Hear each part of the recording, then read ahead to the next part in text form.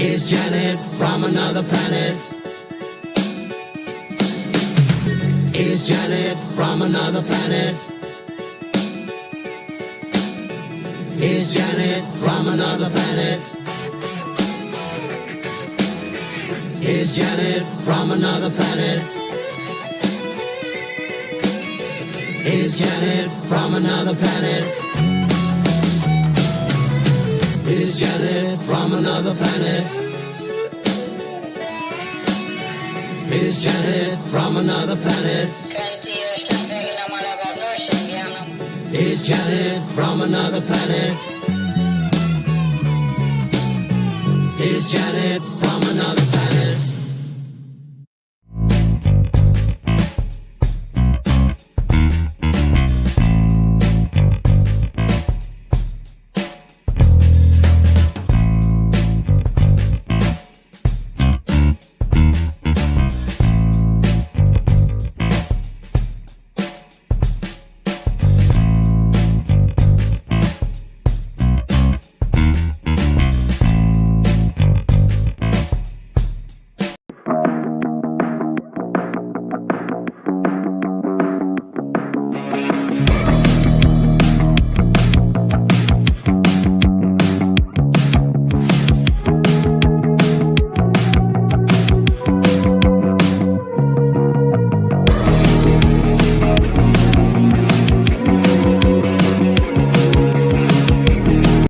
The opinions you're about to hear on this show are strictly those of the panel.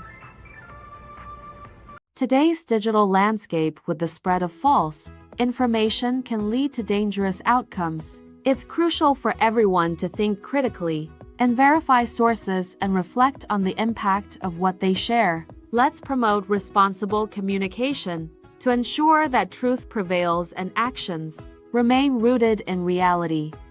The following program is rated TV MA-LSV. It contains strong language, sexual situations, and violence. It is intended only for mature audiences. Hello, hello, hello. Welcome to the Friday Night Shit Show. And I haven't heard from Ruben, so I hope he's okay. But he's not with us this evening. But thank you, Bruce, for joining me tonight. Hey, how are you? How are you doing tonight? I'm doing good. How are you doing? Could be worse. I worked a fucking lot this week. Well, I mean, you know how it is. Sometimes your phone rings and you're like, oh boy, emergency work. Shit. So been in that situation quite a bit the last couple of days. Did 60 hours. Felix is wanting to know, when did you reach out from? When did you hear from Ruben last? it was last week when he had to leave from the show. Okay. So I haven't heard from him since last Friday. But I wanted to say hi to everybody in the chat. Thank you guys for stopping in. Thank you. Hi. It's nice to see you guys. Let's see. Oh, Six Nations. Thank you for stopping in. Hello. Yeah, it's great.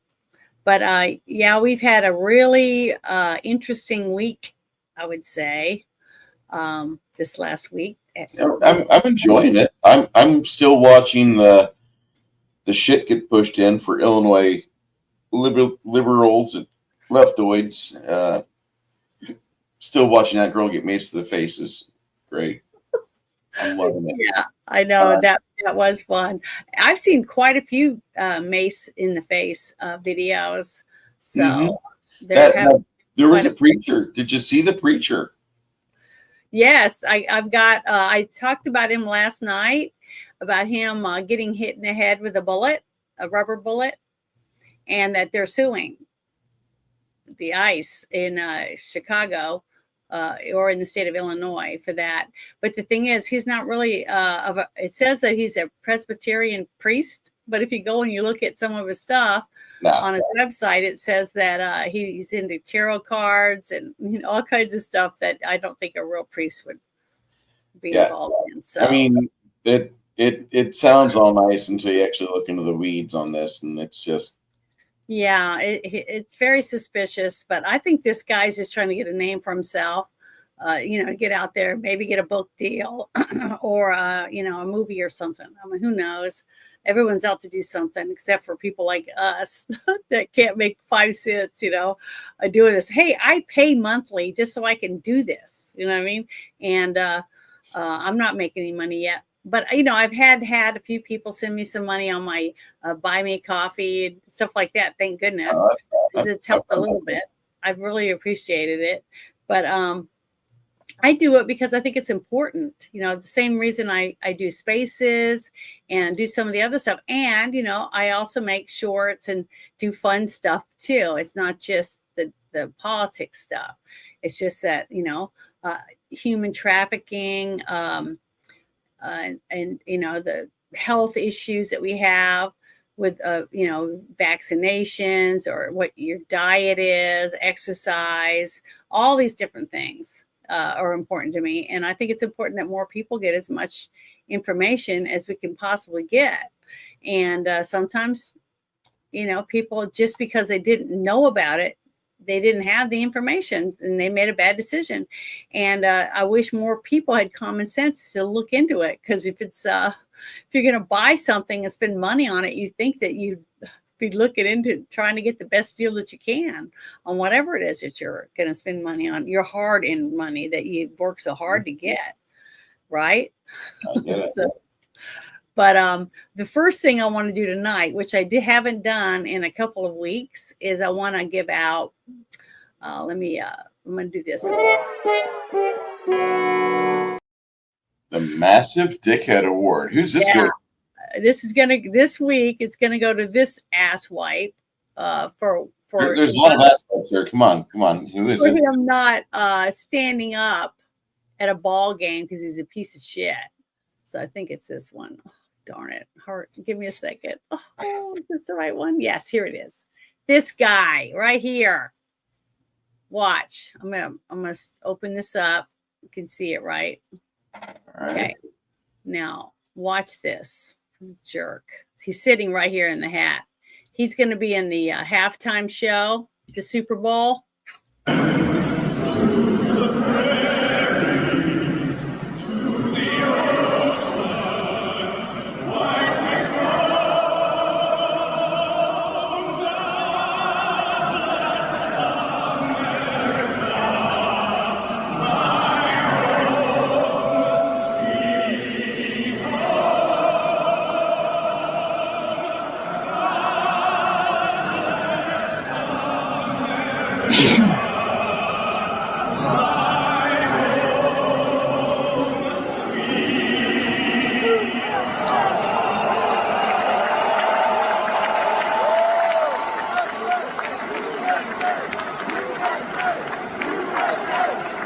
Yeah, isn't that Bad Bunny?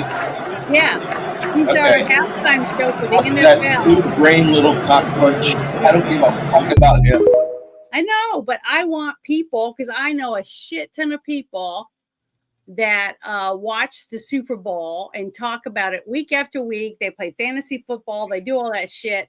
And they're still supporting the NFL. Okay. Yeah, that's a stupid idea. Time show and I don't do this, and I'm like, you turn on the TV on their channel, they're making money off all the commercials and the ads. You buy tickets, you buy t-shirts, you buy whatever shit they're selling, you're giving them money to hire a man that's going to perform for you and your family when you're watching the Super Bowl in a dress. That's what you're paying for.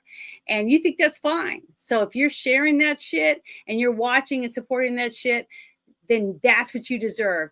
That guy treating our country like that on national TV, knowing people are going to be videotaping him. He doesn't give a flying fuck because he doesn't care about the United States of America. He doesn't care about what he's portraying to other people.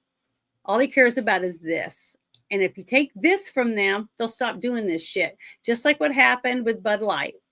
But until you men get off your high horse that watch this stupid NFL and give them your money and say, well, whatever, it's bullshit. I mean, turn the channel, watch college ball then. Watch college football. But those poor kids that are going to college on their mom and dad's dime, right? They're trying to help their sons or daughters in soccer or whatever sport they're in, swim team for the Olympics or whatever, trying to send their kids to college to get a degree so that they can get a good job. But a kid that's going there to try to get on the teams to play for the NFL, and this is what you're pushing at halftime show. Yeah, it's great. I just think it's disgusting. And I hope you guys are happy. Hope you guys are happy with what you're getting, because you won't see me watching the Super Bowl. I don't really like football that much, but my mother loved baseball. But I'll tell you right now, even if the baseball team were doing shit like the NFL's doing, my mother would have never watched it anymore. So I don't know. Put your money where your mouth is and find another thing to enjoy instead of getting your kids and your grandchildren to sit with you during the Super Bowl and watch Bad Bunny dance around in a dress. Hope you guys are. Why is his name like? There's like 7 creators I know that's called Bad Bunny. You know what? None of them are Bad. Exceptionally worth a shit or a fucking rabbit. Oh, disgusting. They're like the lamest fucking cock munch. It doesn't matter what their sex is or what they were born with. They're just boring as shit, and they're completely without ideas or merit. Just if you want to know what they think, just go try to find some scribblings of a mad, angry fucking liberal from 1970 talking about how global cooling will kill all of us. And that's exactly what these faggots fucking say. That's all. It doesn't matter what the hell they think or they say, right? It doesn't. It's the fact that the NFL is pushing this on us. See, even though the wokeism is, we're trying to kill the wokeism. We're trying to get back to where people are judged on their character by what they put out. If you walk around with your dick hanging out, you should be slapped and put in jail, right? That's what most people would do. But now, we're trying to get rid of that. But then the NFL is saying, no, we're not getting rid of it. We're still going to promote whatever we want because we're the NFL. And you're going to buy our tickets whether you want to or not. And people are buying them. So they know the people.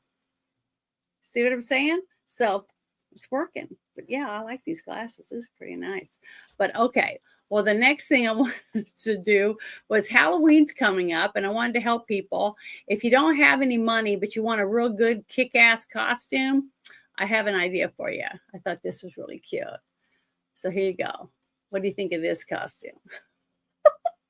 What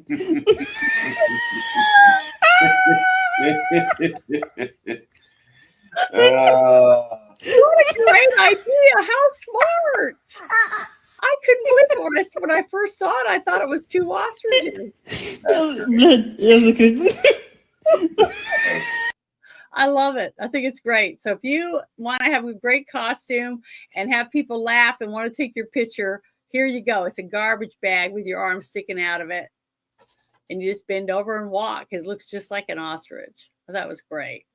I just wanted everybody to see that because I think it's great. And I love Halloween. It's my favorite holiday of the year. It really is. Christmas is no longer my favorite because my mom died right before Christmas and it just ruined it for me. So it's not the same. But I thought you guys would get a kick out of that cool costume. Did you like it or not? I like it. That was great. But this other one is another one I wanted to share, something fun before we get into the nitty gritty of why our generation, the Gen X generation, is the kick-ass best generation of all time. Is because we just something about us, the way our parents raised us, made us tough. It made us so that we can survive anything. I think we've overcome so much, and we've got so much more to overcome. And it's because of this kind of stuff is why we are different. Look, look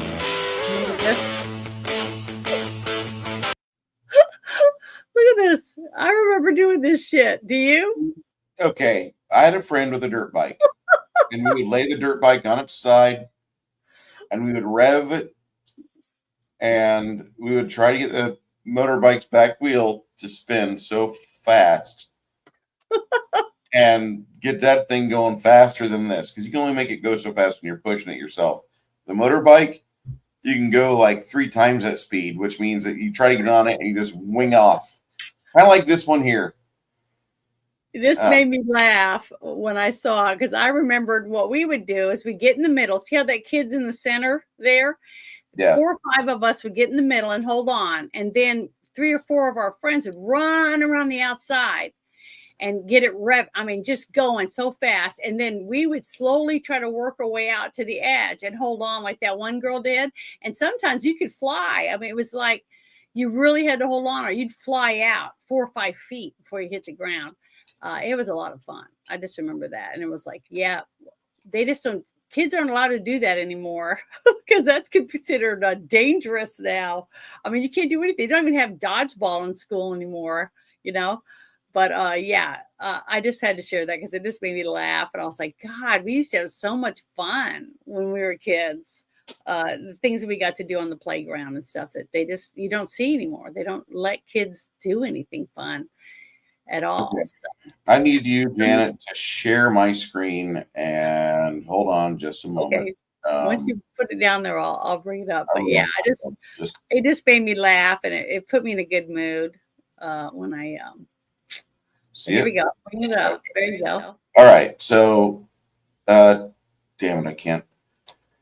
There was a comment here in our chat. It says, Bruce, show Janet what Hassan Piker did. Okay. So my response before StreamYard was a cunt and said I can't post what I wanted to. It said, we're not going to talk about that gay, retarded, champagne socialist faggot on this stream. I wish dead on that motherfucker, and hopefully it's my work truck that smashes him to a red paste. Fuck that little whore. Fuck him. So Hassan Piker doesn't mean shit to me, and any chance I get to make him a meat crayon, I'm going to take it. Fuck him. Fuck that little Dune Coon nigger. Who is it? He's a cunt that thinks he's cool on Twitch.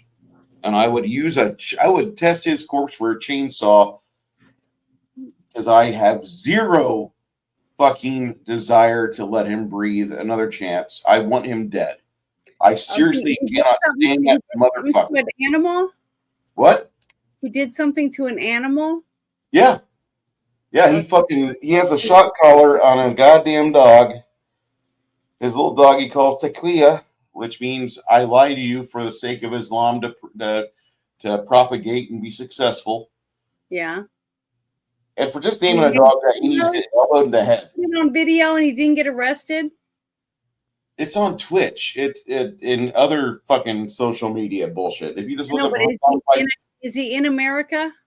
Unfortunately, he is. He's the fucking nephew of. Hold on. He's the nephew of my favorite fucking commentator out there. When I say this name, it gets bleeped. Chink Yeager. The faggot from TNT. What is that? The Young Turks. So anyway, that's his fucking nephew.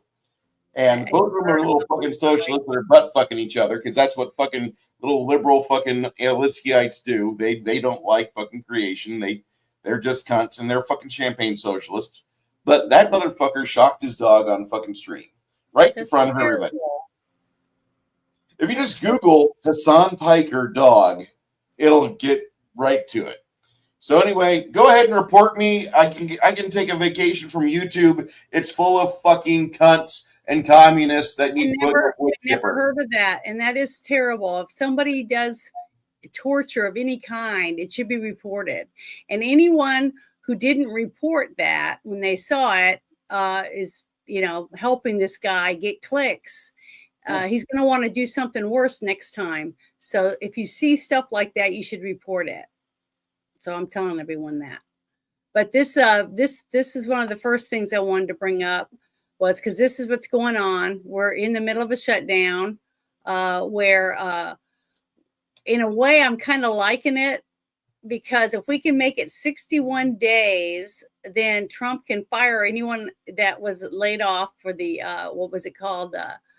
What is it called when they're laid off for now? It's called they're on furlough. Is that it? Yeah, they're on furlough, okay. I believe. So all. after 61 days, he can fire them and not have to pay them back pay because they had 60 days notice because they're on furlough, right? So it's legal. So he can get rid of whoever. And the fact that he's using money that he's bringing in with tariffs to pay for WIC and a few other things, I think is great. He's covering the bases and helping the people while these people are going without. So I'm thinking that's awesome. But I wanted to play this video for you so we can talk about it a little bit. But here we go. Listen to this. Chuck Schumer is very clearly, and the Democrats who are his accomplices here in the Senate, are very clearly causing pain for the American people for their own political survival. And I shared a couple of headlines. I'll share them here again. Politico yesterday, their headline, quote, Chuck Schumer's critics are satisfied. See, he's trying to appease the radical left base of his party. That's clearly what's going on, and no one can deny it. And apparently it's having the desired effect. Here's another one. CNN reported yesterday, Democrats say even missed paychecks for U.S. troops won't be enough to end the shutdown alone. It continues. The co-founder of Indivisible, radical left group, as you know, Chuck Schumer hasn't surrendered yet. Quote, I call that progress. David Hogg, the former DNC vice chair, too radical even for the DNC. They kicked him out. Okay, he said yesterday, we give credit where credit is due. This is a big step up for Chuck Schumer. There was Democrat aide. This one's pretty amazing. CNN reported a few hours ago. The shutdown will last as long, this is the aide reporting on what's being said behind closed doors with the senators on the Democrat side. The shutdown will last as long as public perception is on their side, short of, quote, planes falling out of the sky. Mm-hmm. Because air traffic controllers are experiencing a shortage now, I guess. I mean, it's just absolutely stunning. The Republican Congress has voted 8 times now, once in the House, 7 times in the Senate. In fact, Lily, will you bring that up? I think visual aids are helpful sometimes because they're trying to obscure these simple facts. Okay, these are the facts. These are the dates. The Republicans in Congress have now voted 8 times to pay the troops and all other federal workers. We did it on September 19th in the House 3 weeks ago today. And now the Senate, under Leader Thune's leadership, has voted 8 times. These are the dates. September 19th they did it. September 30th, October 1st and 3rd and 6th and 8th and 9th, over and over and over. The Republicans voted to open the government and pay the troops, and the Democrats every single time voted for them not to be paid, not to pay TSA agents. If your flight's canceled today, you can blame it on the Democrats. They are the ones that are making sure that air traffic controllers have shortages.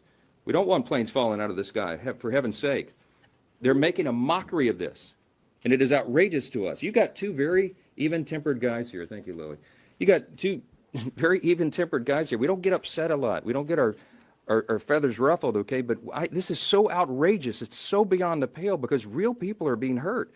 You got 700,000 federal workers that will receive paychecks today, followed by an additional 400,000 workers on 10/14. That's their last paycheck.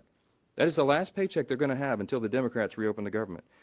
You got 1.3 million troops, active duty soldiers and airmen, sailors. They're going to miss their check on October 15th because the Democrats dug their heels in and showed that they didn't care. 8 times they have voted not to pay these people who are serving and protecting all the rest of us.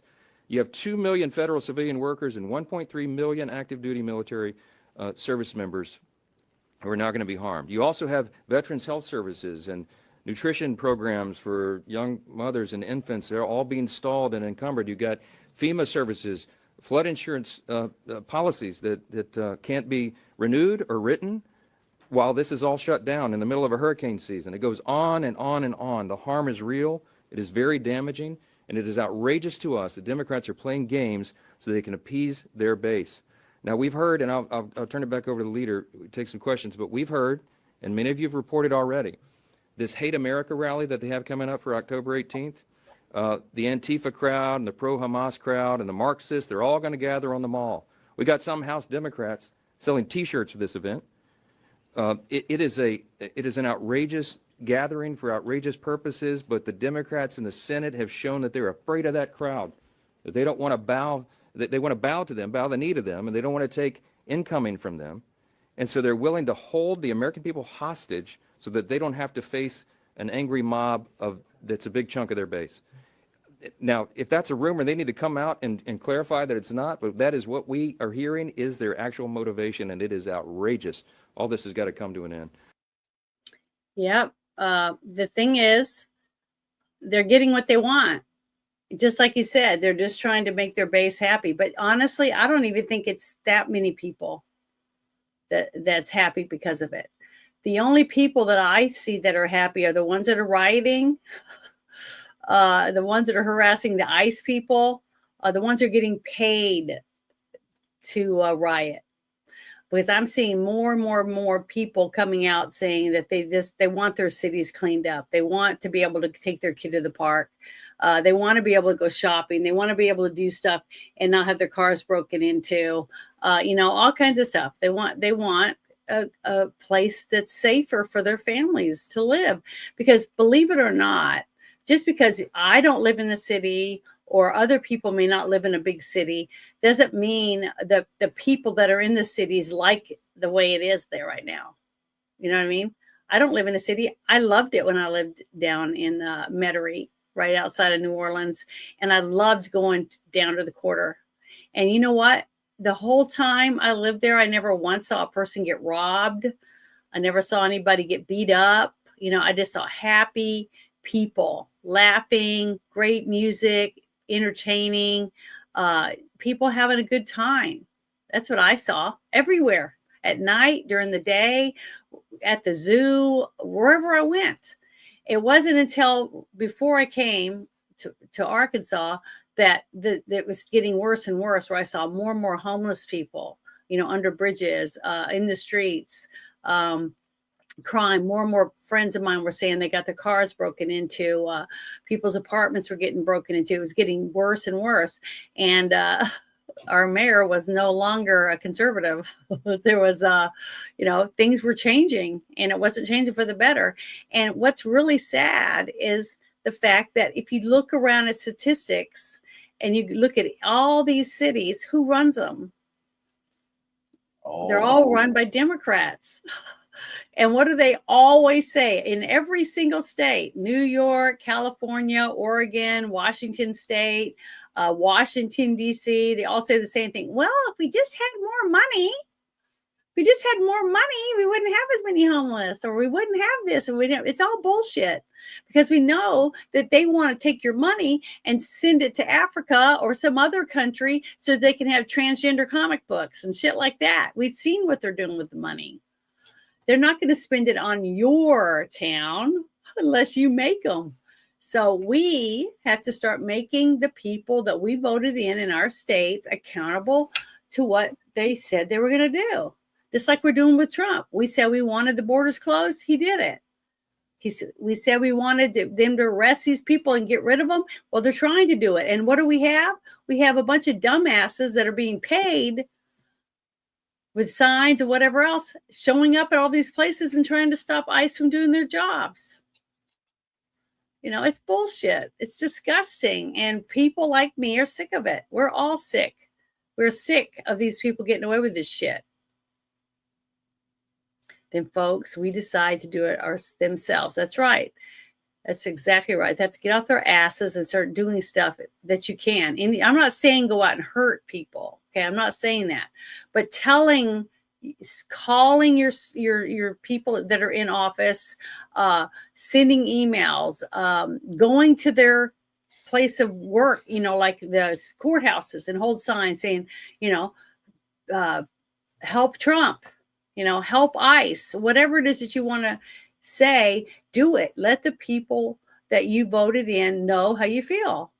Tell them you expect them to do their jobs and stop doing this shit, because it's getting to where I believe it isn't even politics anymore.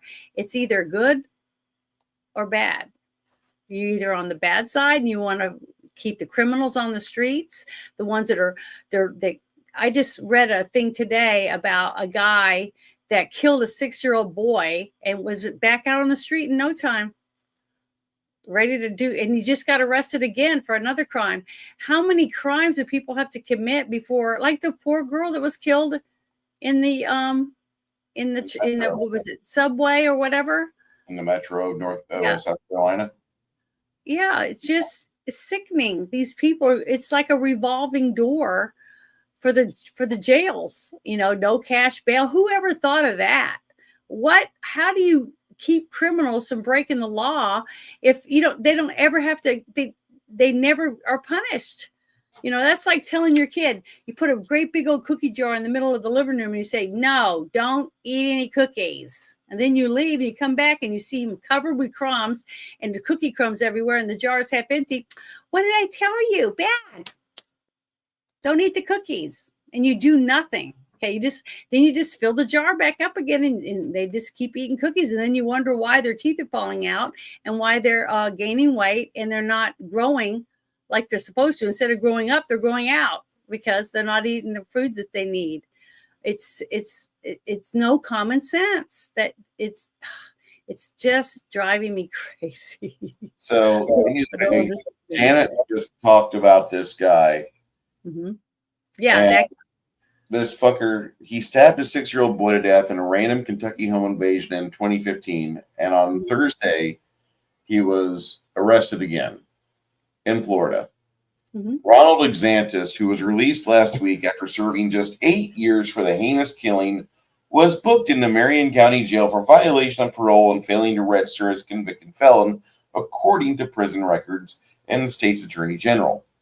My office has been working with State's Attorney Bill Gladstone's office in Marion County since we were alerted that this dangerous individual who murdered a child by repeatedly stabbing him in the head was in Florida.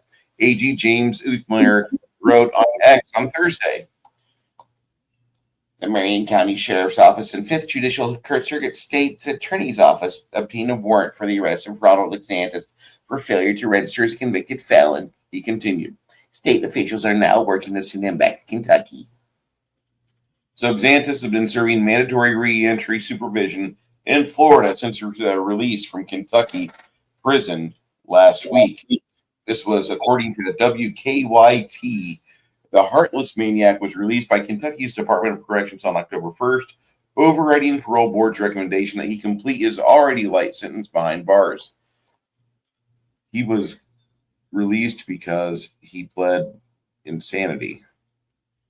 And they worked on that, and they fucking said, "Oh no, he's insane. He's So he's insane. So he can't stay in jail, but it's okay for him to be out in the street where he can kill other people." Yeah, and when he killed 6-year-old Logan Tipton, common sense in that. So many common sense in that. He stabbed the boy while he slept in his bed so many times and so forcefully the knife bent. The blade bent. And several members of Logan's other family members, brothers, sisters, were stabbed during the invasion and witnessed the blood-curdling murder of the helpless boy. So lawyers for Exantis successfully argued in court that he was criminally insane and thus not liable for the grisly killing. And so he was instead convicted of assault charges and was sentenced to 2 decades behind bars. However, he was outrageously released after serving only 8 years of that sentence.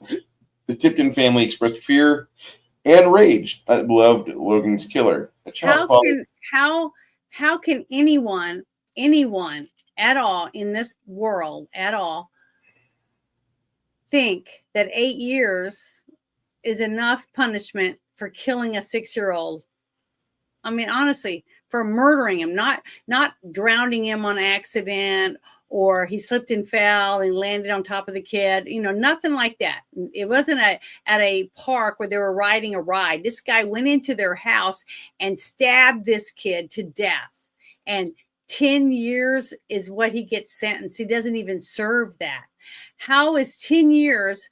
Here's the life of a 6-year-old boy, and here is, what judgment fits this? It's fucked up.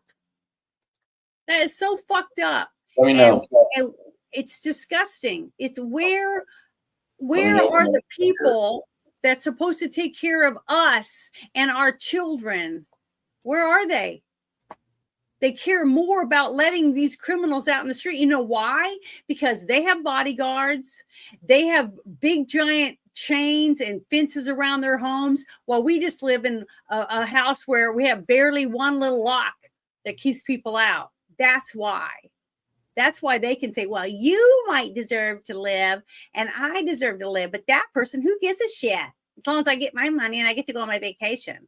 That's basically how these people, and that's part of the things that I'm going to be talking about tonight and showing, is the fact that, to me, it's not politics anymore. This is good versus evil, period. You either believe in people suffering and dying horrible deaths due to the fact that you don't give a shit about the law and that you just put them right back on the street for the 50th, 200th time to kill and maim other people because it isn't going to be your family, right? That's how it looks to me. To me, it has nothing to do with skin color or whether it's a man or a woman. It's whether they're going to make money off of letting this person out on the revolving door. Because now I gotta try to find up other ways to stop crime. Instead of keeping people in jail where they were put in jail for breaking the law, I'll just let them out and just let them keep doing it so that I can keep my job longer. I don't see how that works. But go ahead and play what I've got. Oh, okay. Hold on. I got to cancel what I was going to bring up. Here we go. Years ago, there you go. Ronald Exantis traveled from Indianapolis to Versailles, walked into the Tipton's home, and attacked the family in their sleep. Logan was killed, and his father and 2 sisters were injured. He snaps, and he just stands up with me sitting on top of him, and he throws me across the room. 10, 15 feet, he throws me across the room and goes after her. 3 years later, in 2018, Exantis was found not guilty of murder by reason of insanity, but convicted of assaulting other family members. And just this month, October 1st, Exantis was released early from prison for good behavior. It's infuriating that a 6-year-old was killed sleeping in his bed, and someone literally only did 10 years in prison, and he didn't even do the time for that. He did time for assault charges. It's just infuriating. But the family says it isn't just anger they're living with. It's fear.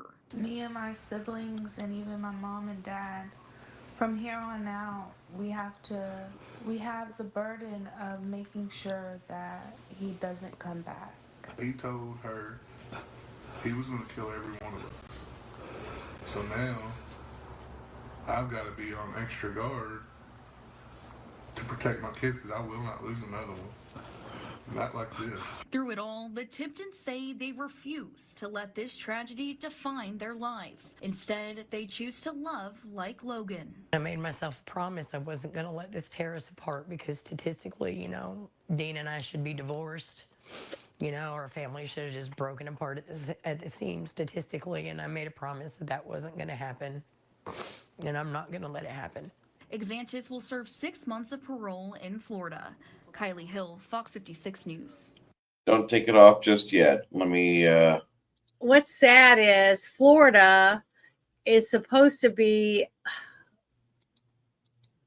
I wonder in the area that is in, if who runs that town that's happening in. This can't be real. Yeah, this is fake. That's AI. Free Willy! Is it real? No, it's fake. JB Prickser is transisteratum. Oh God, what the fuck? Sorry. Zip.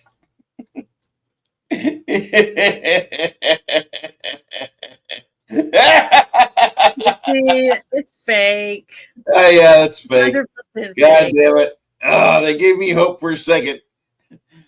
Terrible. I stumbled onto the Fat Olympics, and the Fat Olympics. Hey Cal, how you doing, man?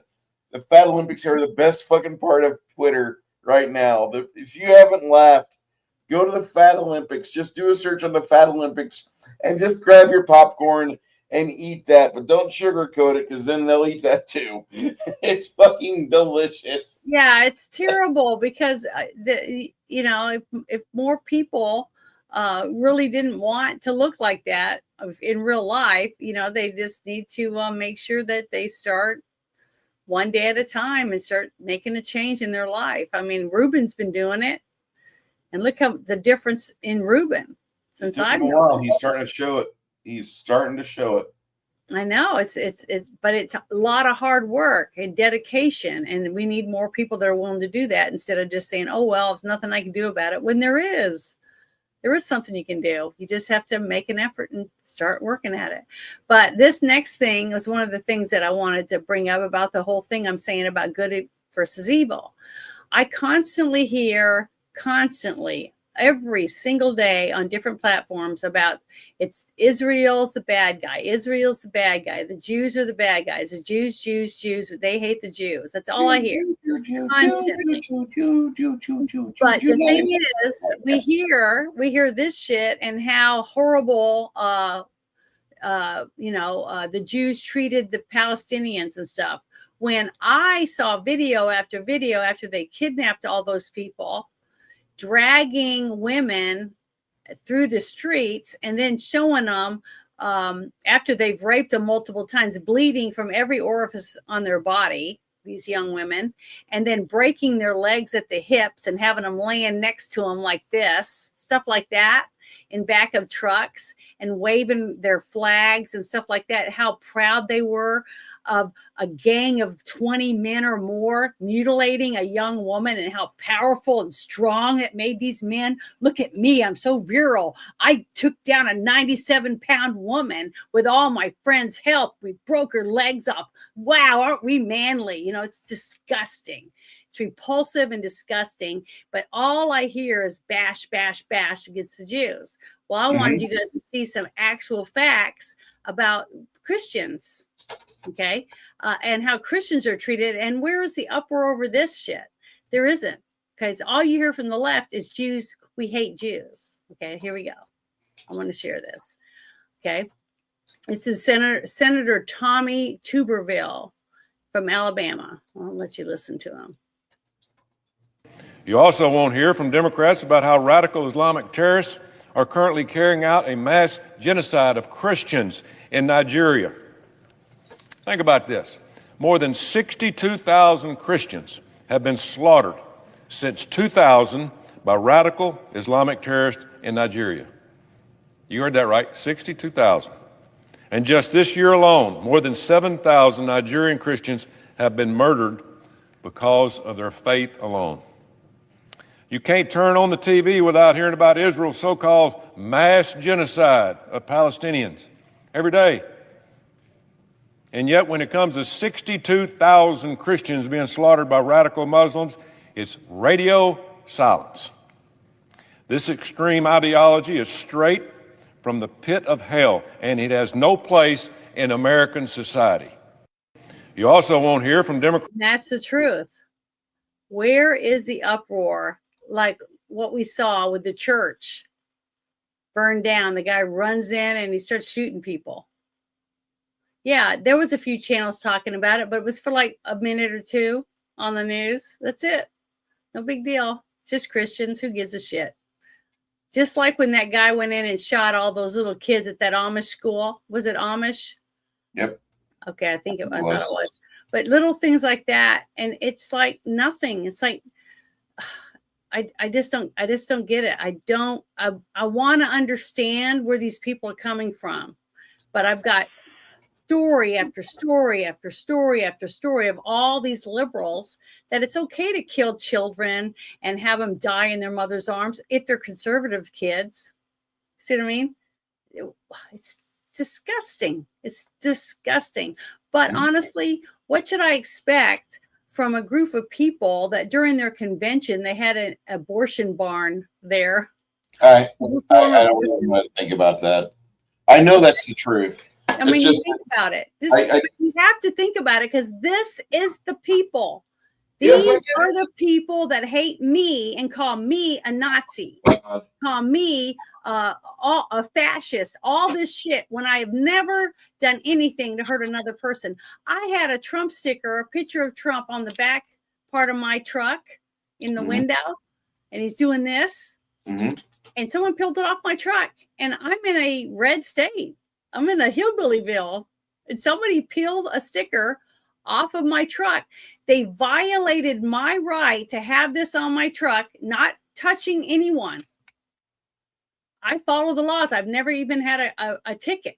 I don't speed. I wear my seatbelt. I don't smoke. I don't hurt anyone besides what I say and how I feel inside that I do share.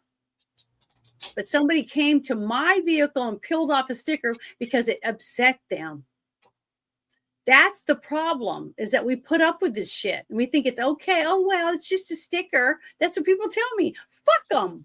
It's a fucking sticker that I paid for, that I put on my vehicle, and somebody that doesn't like me or Trump or whatever came and peeled it off. They don't have the right to do that, but they did it anyways. And I'm supposed to just say, oh, well, bend over and take another piece up the ass because you're a conservative and you deserve it.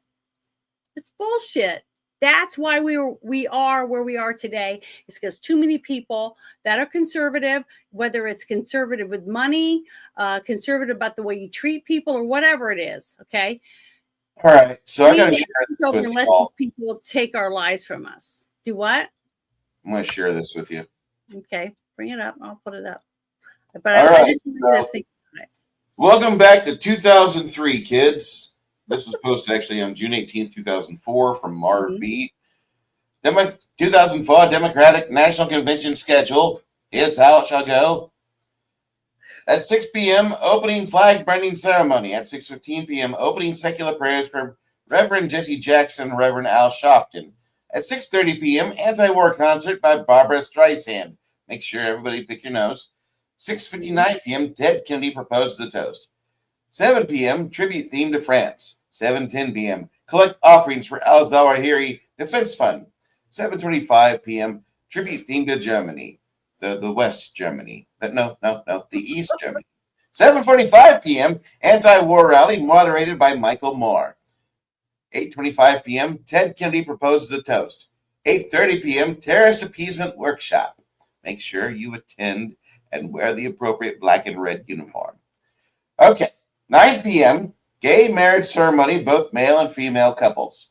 9:30 p.m., intermission, Ted Kennedy proposes a toast.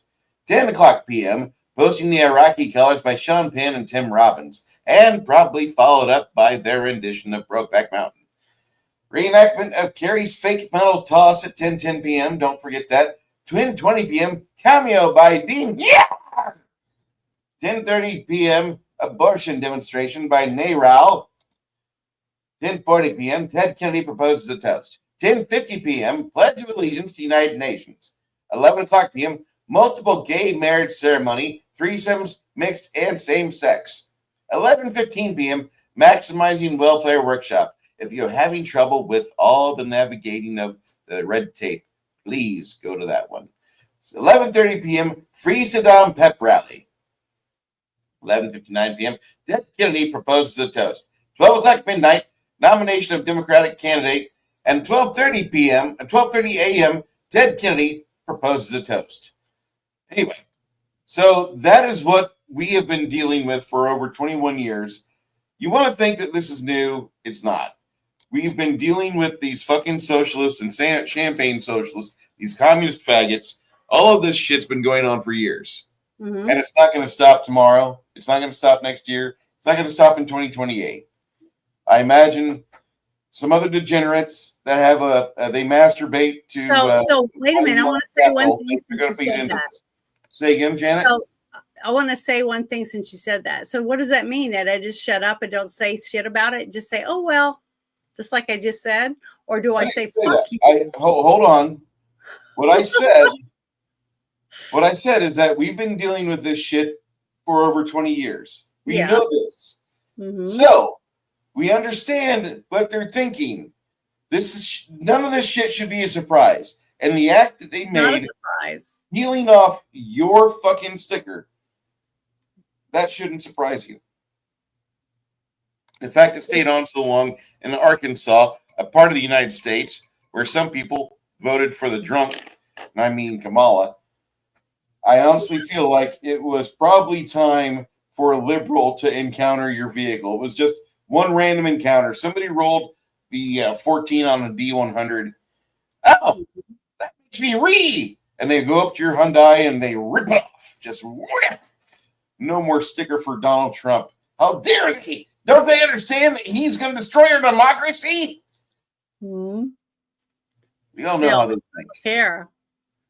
I don't care. They have every right to believe whatever they want. I don't go to their vehicle and peel off their vehicle stickers of Hillary Clinton or whatever it is. If they want to have that on their car, they have the right to. It's their fucking car. And I don't go over and bash windows. I don't scratch it. I don't rub poop on it. I don't do any of this shit that I'm hearing about the Teslas and all this bullshit. Liberals can't keep their freaking hands to themselves. They can't keep their hands from causing other people harm. They have to throw shit. They have to shoot shit. They go out and they spit on people. They throw urine on people. They throw acid on people. They throw paint on people. They do all this shit. And guess what? I pay for it. Because when I have to rebuild the towns and the cities with my tax dollars and your tax dollars, because it's not their tax dollars, because I bet none of their fucking asses work. They all live with their parents, or they're living off the government, or George Soros or some other corporation is paying them a check every week and every month and handing them signs to go and bus them over to this place and take them over there to do the same fucking shit that you're doing in some of these other cities. They don't even live there. I guarantee. And then they show up after they get arrested and they get right out because they got somebody paying for their lawyer. Who in our chat right now, or me, I can tell you right now with me, I don't have a lawyer on retainer. I can't afford that. Most people I know can't afford that shit. Hold on. You're not talking about like the CCA, are you? Because one, Tim Kennedy advertises for them, so they can't be that good.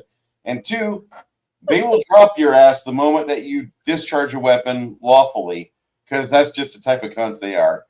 Get lawyers on retainer, not CCA. I'm not trying to do an advert or ad break for them, but in all honesty, like if you gotta use force, I would recommend be deadly. Make it only one discharge. If you can afford a Berna, which is like $600, get a Berna. It's like it's a pistol, but it's loaded with like a CS gas round. You hit them center mass, and within like 10 seconds, they're down.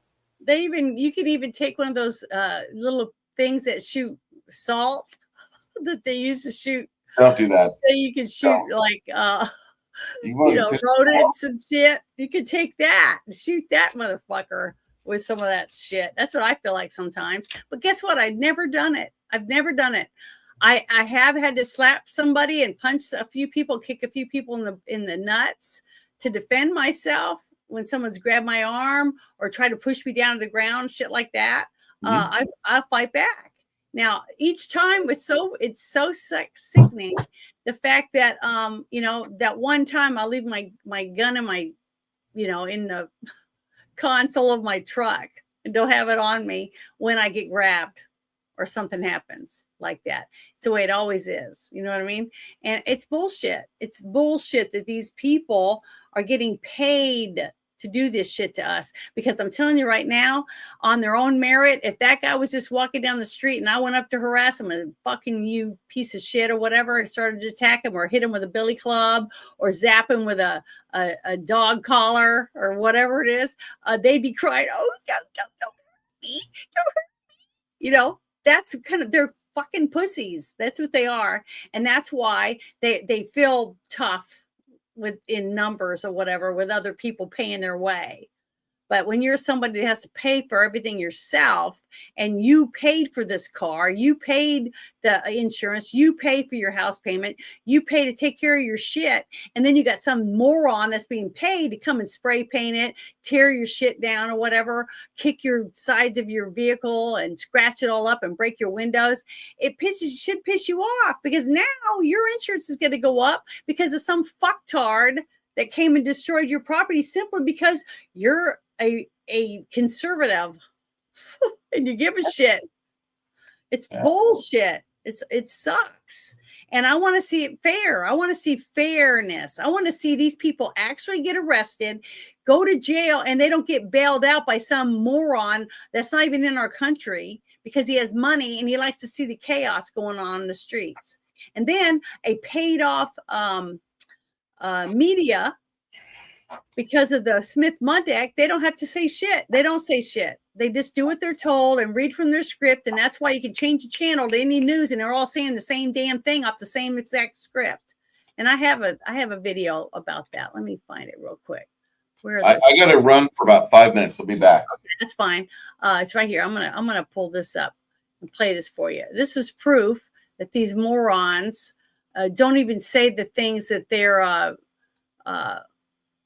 on their own. Like me, I'm sitting here and I'm half the time don't even know what I'm going to say because I get so upset because I don't have a script. I don't have somebody writing shit for me. I don't have people editing my crap and stuff like that. But look at these guys.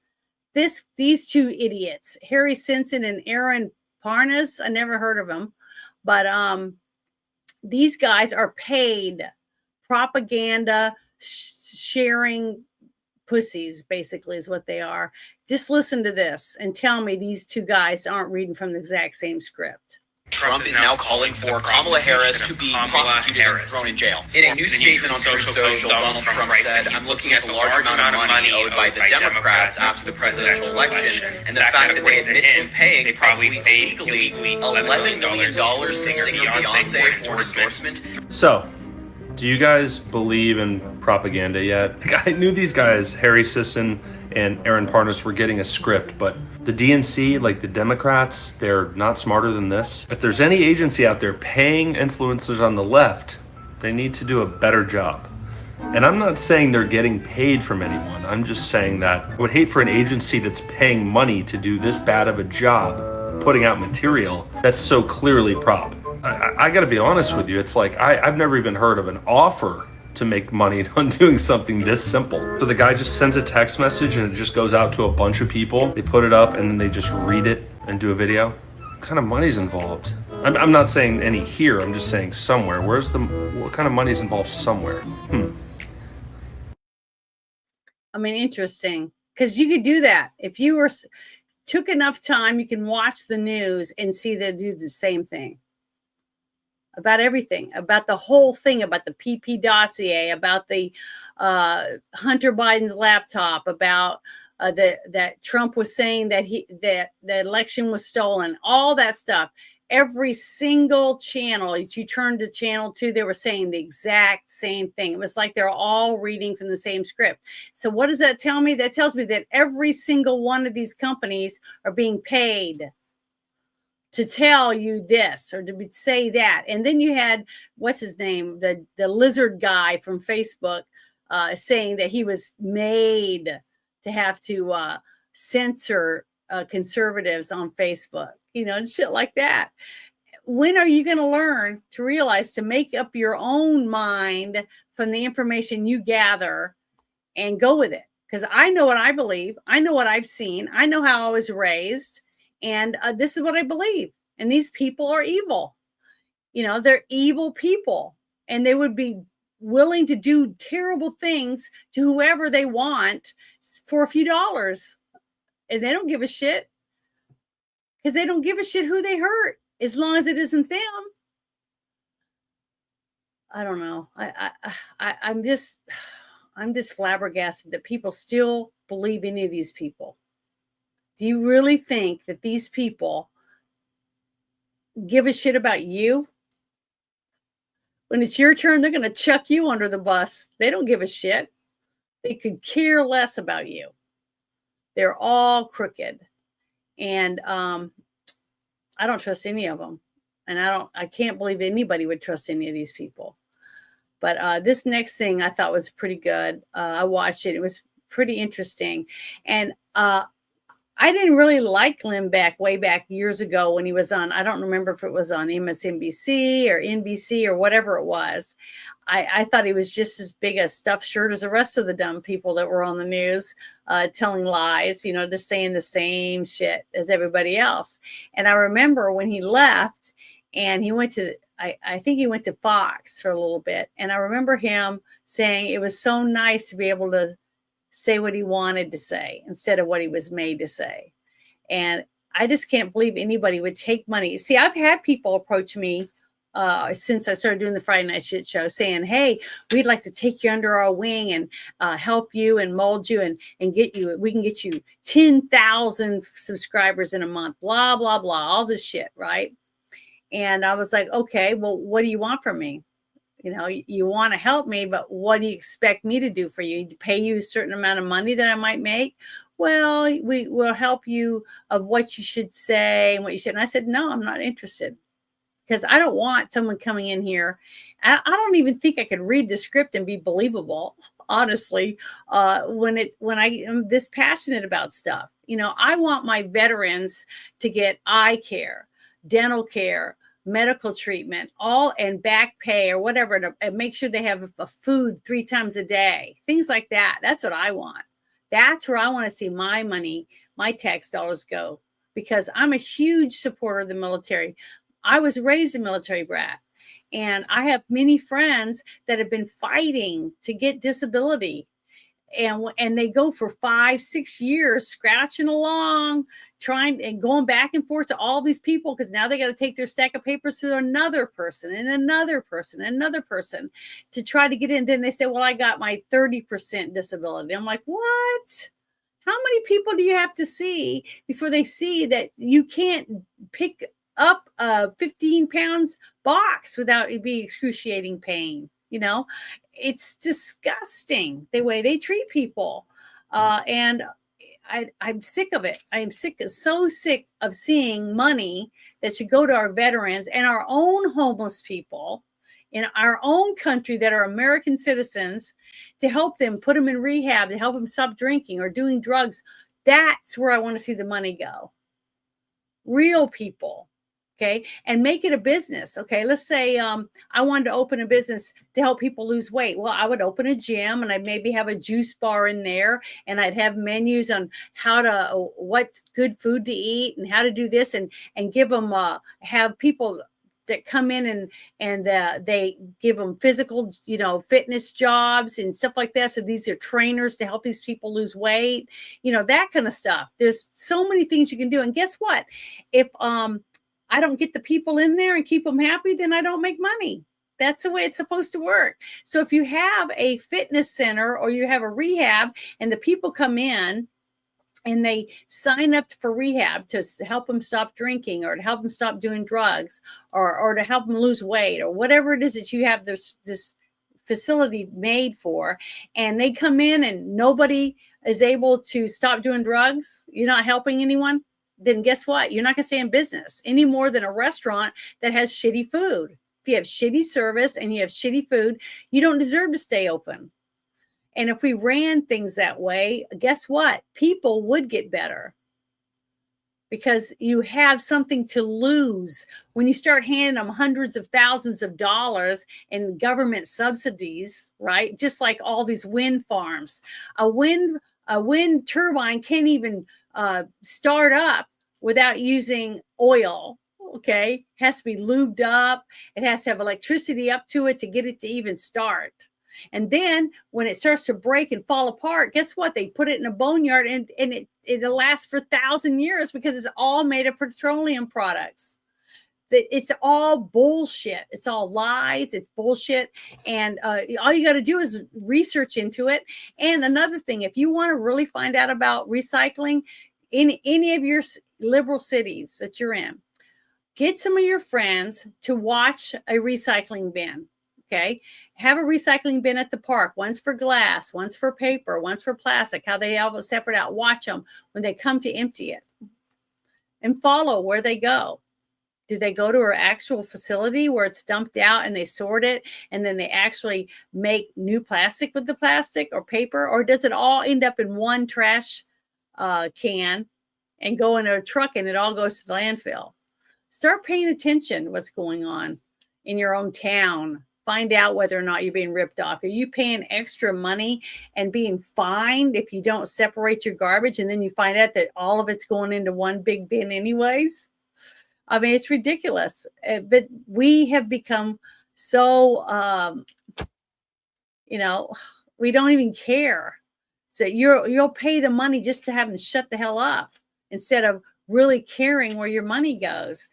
That's part of the problem. We've done this to ourselves by just bending over and grabbing our ankles all the time instead of doing anything. We're just taking it. And, I'm not taking it. I'm not doing it anymore. I'm not here for anyone's pleasure. I'm here to say, fuck you back. And I'm not going to do it for you anymore. If you don't like what I do, then don't, just turn the page, go somewhere else. Because I'm not going to listen to your shit anymore. I'm tired of it. And more people should start saying, I'm not going to watch the football, the NFL, because they're trying to cram an agenda down my throat. But yet you'll go over and you'll just sit there at their buffet and gorge yourself on it. And then you bitch and moan about, well, there's nothing I can do. Yes, there is. You can do. You turn the channel, turn it off, start buying their stuff. It worked for Bud Light. It made a difference, and you can make a difference if you stick to your guns instead of being a wuss and wimping out and just saying, oh, well, can't do anything about it. That's bullshit. You can do something. It's just that you don't want to. But I'm going to play this next video because I think it's really, really good. It's very eye-opening. It's an experience from somebody that most people don't share. And I've had one of these dreams, not like him. Mine was totally different. But you will get answers if you ask the right people. So I want to share this with you because I think it's really, really good. I think it's this one. Here we go. All right. This is Glenn Beck. I think everybody recognizes him. And I just think he has something very interesting to listen to. Thought I would talk about this on the air, but I feel compelled to tell you that seasons have changed again, and it is becoming more and more apparent, and you need to know what you're dealing with. We keep thinking that this is a political thing. It is not a political thing. I never thought I would share this, and take from it what you will. I mean, you can dismiss it. I never have. If you are a longtime listener of this program, you know that one of the reasons I left New York, besides the whole thing was going to burn itself down, was I had a medical condition. Part of it was brought on by no REM sleep for about 10 years. I actually found this to be very advantageous because I could get so much done because I just couldn't sleep. And for 10 years, I never had a dream. That's not good for your body. And so I was really kind of broken down when I moved here. I feel much, much better and having dreams again, et cetera, et cetera. However, during this period, I had what could be described as a dream. I do not believe it was, but you might just say, well, that's ridiculous, whatever. In this dream, I come to in this dream, and I am in a hallway of the White House. And I'm walking into a big room where there's a bunch of cubicles, and people look up like, who's walking in? And there are people behind me, but I don't know who they are yet. I just know I'm being pushed forward by them. The people are at the cubicles, and they look over the cubicle first at me, and then their eyes dart to the people behind me and then dart right back down. And I realize everybody in the White House is terrified of who's ever behind me. I kind of glance back, and I see these people that are in uniforms that I've never seen before. I have seen them since, but that will be for some other time. But I'd never seen these before. And we're being pushed through this place, and then we go into a room like the Situation Room, okay? Big conference room, presidential, and it's me and about 3 other people, and we're sitting down at that conference room table, and we were told just to wait there. So we do, and we start talking about, I don't think this is going to be good. That's when 2 other people walk in, and they were clearly identified in the dream. However, I'm not sure anymore that image was anything other than helping me relate to what I'm about to tell you.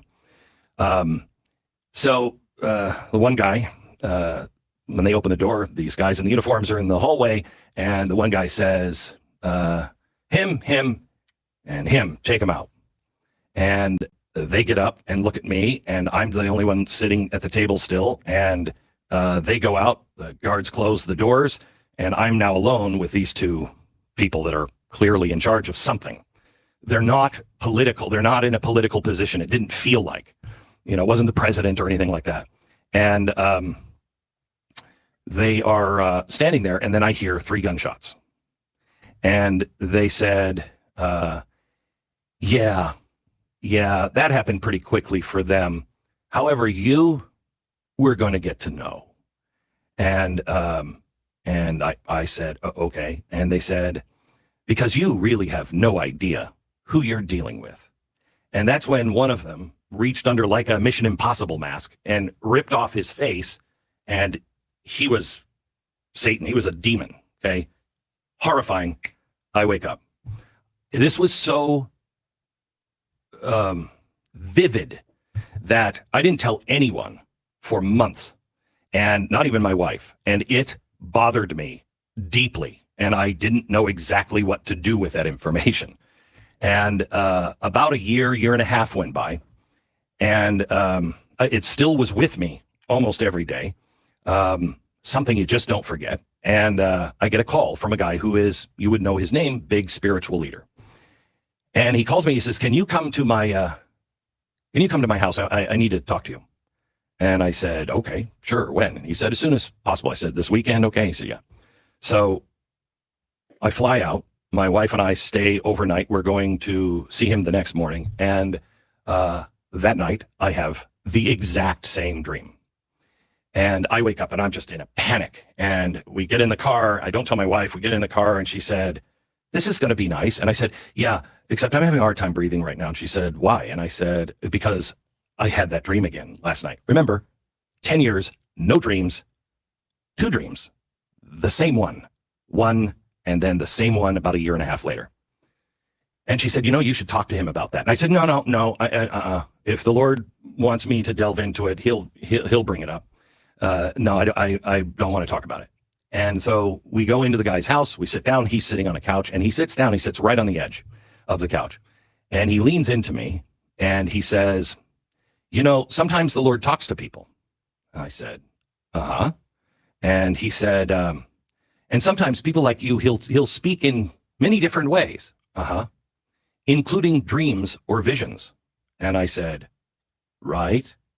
And he said, and this is when he leaned in, "And you know exactly what I'm talking about."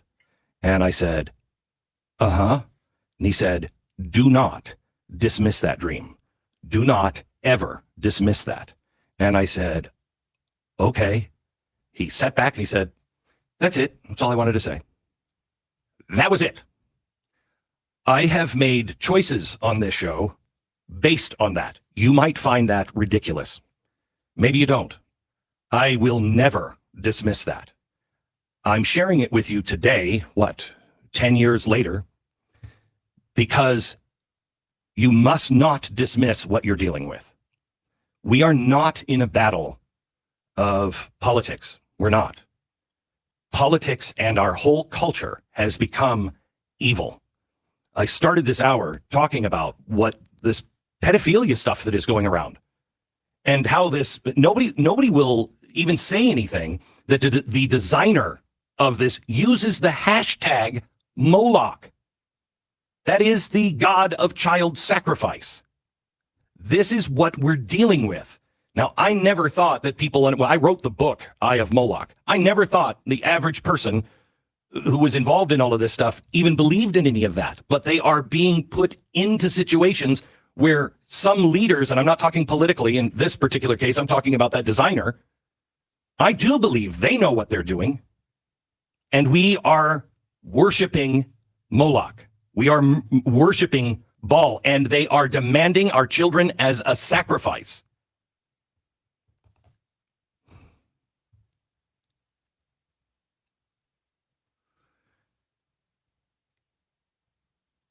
You have to get to a point to where you are going to choose a side. There will be no one left on the benches. And if you think you can sit it out, you will end up on the wrong side. I urge you to know who you serve. This is a different time in human experience. This is not normal. None of this is normal. And it has been coming slowly in dribs and drabs. But for those who are really paying attention, it's methodical. And it has taken a extremely disturbing turn. We're no longer talking about issues of, tax policies and how big the government should be. We're not talking about those things anymore. We are talking about the erasing of the fundamental right for you to choose between good and evil. You're being coerced right now to accept one side. That is taking away your freedom of choice. That is God-given. Satan's plan was the other one. I'll go down. I'll return them all. Just give me the glory. I'll make the decisions for them. You have to start reading the news with spiritual eyes.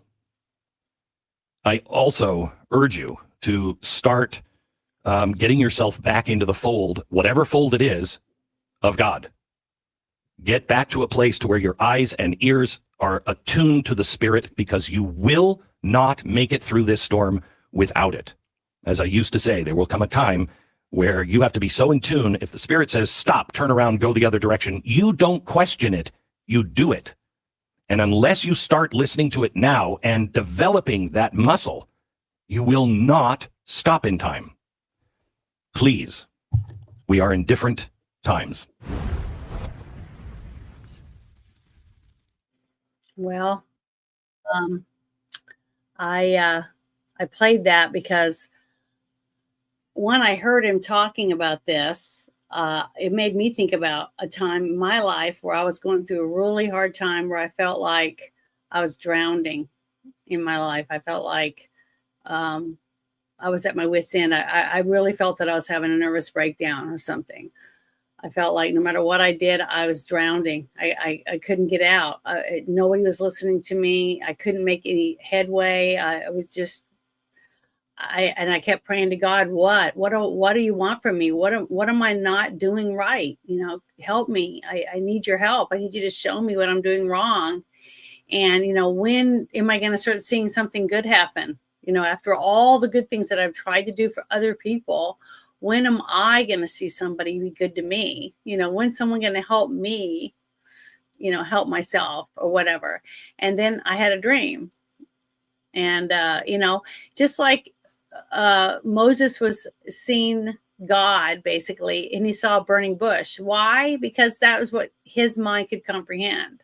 There's some things that we are so big that we can't comprehend it. So he shows it to you in small tidbits, little ways for you to understand. Just like when you go to church and you're sitting in the pews and you might be with your whole family at a sermon that's at let's say it's at a funeral, right?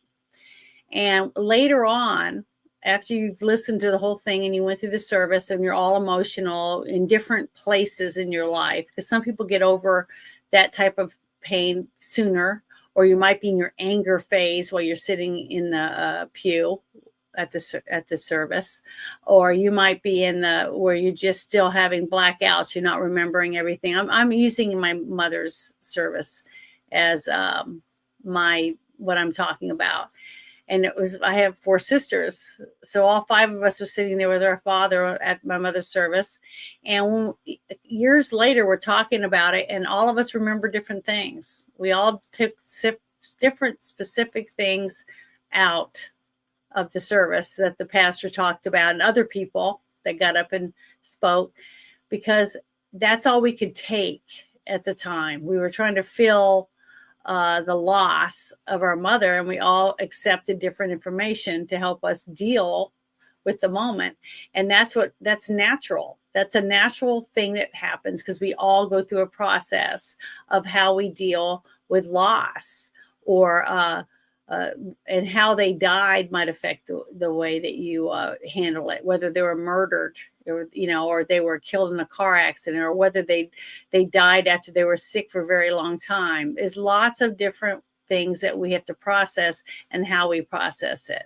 But the dream that I had, it still get very emotional when I think about it. It was many, many years ago that it happened. And I just remember in my dream, I'm like in a museum. At least that's what it looks like, because you got these little benches where there's two pews basically back to back, and then there's two pretty trees on each side, and they're just here and there around, and that's what and they're sitting, and then they're facing a wall, with stuff hanging on it. And it was just room after room of room like that. And I'm walking around going, where am I? I can't find my way. And I'm walking around, and I see a few people that I knew, other sisters and children, see my kids walking around and stuff, and I'm yelling at them, but they walk by like they can't hear me or they can't see me, like I'm not even there. And I'm like, what's going on? I'm bewildered. And then I see someone coming toward me, someone I knew, that's a family member, and that they're wearing a gold robe. It looked like they were getting ready for choir practice, and had a beautiful sash and everything. And they don't say anything. They just puts his arm around me. I'm getting emotional thinking about it. And he takes me to another room, and he points at a wall that there's a chair in front of it. And I look up, and it's really bright. I can't really tell what it is. And as the brightness starts to die down a little, I realize it's little plaques. Some of them are real small, and some of them are big, and some are small, and some are big. And they're all bright silver, and some are bright gold. And as I focused in on it, it said, when you help that cat out of the road, and then when you gave that little old man food, it has all these different things. These are all like my rewards. And I looked up, and I couldn't see all the way to the top. It was so high, but it was covered with little awards. And it was like God was trying to show me, you just have to hang in long enough, because you're going to get your reward when you come to join me, basically. Because I felt like I was already dead. And that's why he was showing me what I'm going to get in my future when I go to heaven. At least that's what it felt like to me by the way that it was shown to me. So that's why I believe what Glenn Beck saw. I don't know what it means, because it wasn't my dream, but I had this dream multiple times in my life, exactly the same every single time. And I don't know what it means, but I know that I get emotional and think about it. But I believe that there's more after this life. I do believe that. Now, whether it's exactly the way that someone else might think is going to happen, I don't know, because I'm me. I'm only me. But what I want you guys to think about is, who do you trust in your life? Do you trust your parents? Do you trust your siblings? Do you trust your spouse, your kids, your neighbors, the people you work for, your church members?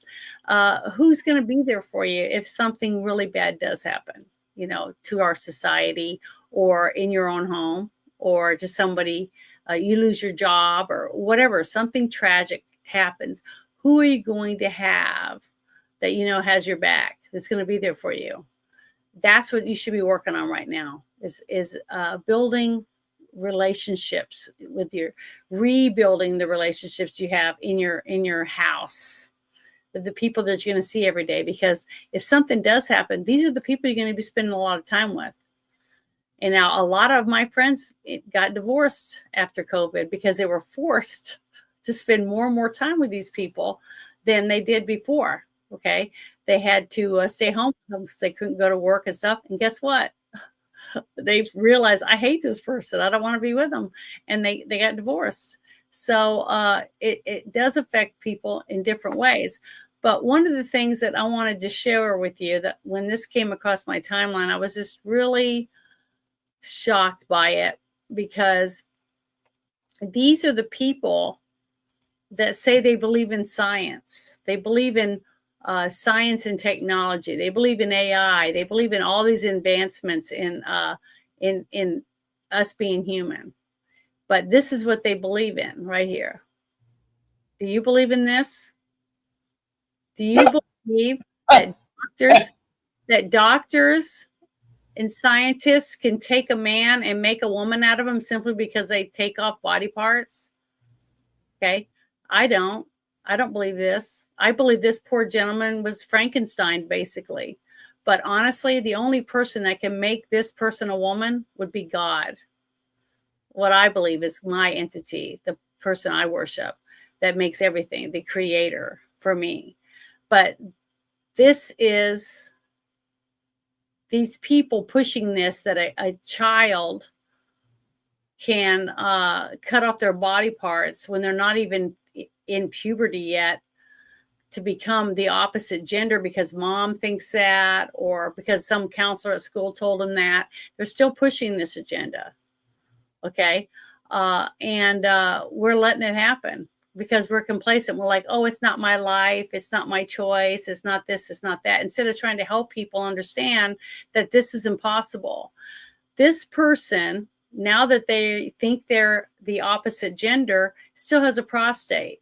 So they can't go to a regular gynecologist because they don't have periods. They don't have a uterus. They don't have ovaries. They're never going to carry a baby. And if some doctor says, oh, I'll take this woman's uterus and I'll put it inside you and we'll help you give birth. Does that make it right? Does it make it? What does it make it? Is that science? I mean, you can't sell a little kid a pack of cigarettes or you could get arrested for it, but yet you can cut its genitals off when it's not even in puberty yet. This is what I want you to think about. Do these people have your best interest at heart? Is this science? I mean, is this our future? Do we believe in this? I think we should go back to the basics of what's a man and what's a woman and what's a family and what we want from that. How is that going to help us in the future? How's that going to help our state that we are in right now? You know, it's sad to me. It's heartbreaking. I see this stuff and I'm heartbroken over it. I mean, I got upset because someone peeled a sticker off my window, but somebody was so filled with hate about what they saw on the window of my pickup truck that it drove them to go over there and deface my vehicle, to touch someone else's property and rip a sticker off of it. That's how mad they were. And I'm lucky that's all they did. As far as I could tell, I didn't see that they didn't slash my tires. I didn't dent my truck, and they didn't bash my windows in. They just peeled the sticker off. But still, a person that was motivated to do that, what else are they going to be motivated to do? I was trying to find the video that I have. I found a video, and it's a guy that's running for office. I think it's in Virginia. Let me see. Are these okay? Yeah, this is it right here. I'm gonna open this real quick because I don't have it. I'm gonna get this really quick because I want you to see this, because this is what people are now accepting as it's okay because they're the wrong people. It's okay to hurt the wrong people because they're the wrong people. We don't want them around. And I want you to see this. And this is the scary part of where we're headed if we don't stand up and start fighting for what we believe in. Start taking back our cities and our towns and our states from these people, because these people do not have our best interests at heart. They really don't. Okay, hold on. I think this is it. Yeah, here we go. I want to play this for you. Okay, I'm gonna play this video for you, and this is in I think it's in Virginia. Let me see. Yeah, it's in Virginia. This is a guy, but he's a Democrat and he's running for office. But I want you to listen to this guy. He's talking about it. So here we go. Make sure it's turned up. There we go. So I just got a poll, just came out last night. Got it when I got up today. This is really going to not sit well with you. And a poll was sanctioned by the John Reed for Lieutenant Governor campaign. So I got the insight on it. It hasn't been released yet. But here's the one number that is going to make you sick to your stomach. Here's the one number. When Democrats in Virginia were asked, did the text that Jay Jones sent to a colleague calling for the assassination of, at that time, Republican Speaker Todd Gilbert, his wife, his kids, hoping his kids would die in her arms so she could suffer, calling for police to die so he could get policy on qualified immunity. When asked the question, are these texts disqualifying for your candidate for Attorney General, 7% of Virginia Democrats said yes. 93 said no. So basically, if you're a Virginia Democrat, you have no problem with your candidate for attorney general threatening assassination of Speaker of the House, his wife, his kids, want to see the kids die in her arms. We have to see cops die in Virginia. Only 7% reject that. Let that sink in. That's disgusting. And what's sad is I see this every day, not about this one character, about what this person texted someone else. The fact that it's okay to kill this person. It's okay to shoot that person. It's okay to rape and maim these people because they're the wrong religion, or they're the wrong color, or they're the wrong sex. It's disgusting. Okay, we're all humans. If you peel all of our skin off our body, we all look exactly the same underneath. It doesn't matter if I'm a man or a woman. I still have muscle and blood and bone under here. That's it. No hair, no skin. It's just muscles. And now, if you were an archaeologist, you'd probably be able to tell me whether I'm male or female because of the shape of my hip bones or whatever else. But we're basically the same. We're all humans. We're all born from our mother's womb, and we grow, and our mothers and our fathers love us and care for us. And if we have a good life to where we're not assaulted and raped or beaten or starved or any of these things, we might grow up to be good people and get married and have our own family one day. We all have that option. If we get the life that we deserve, that God wants us to have, or your deity, whatever it might be. I mean, I'm not trying to push my religion on people. I'm really not.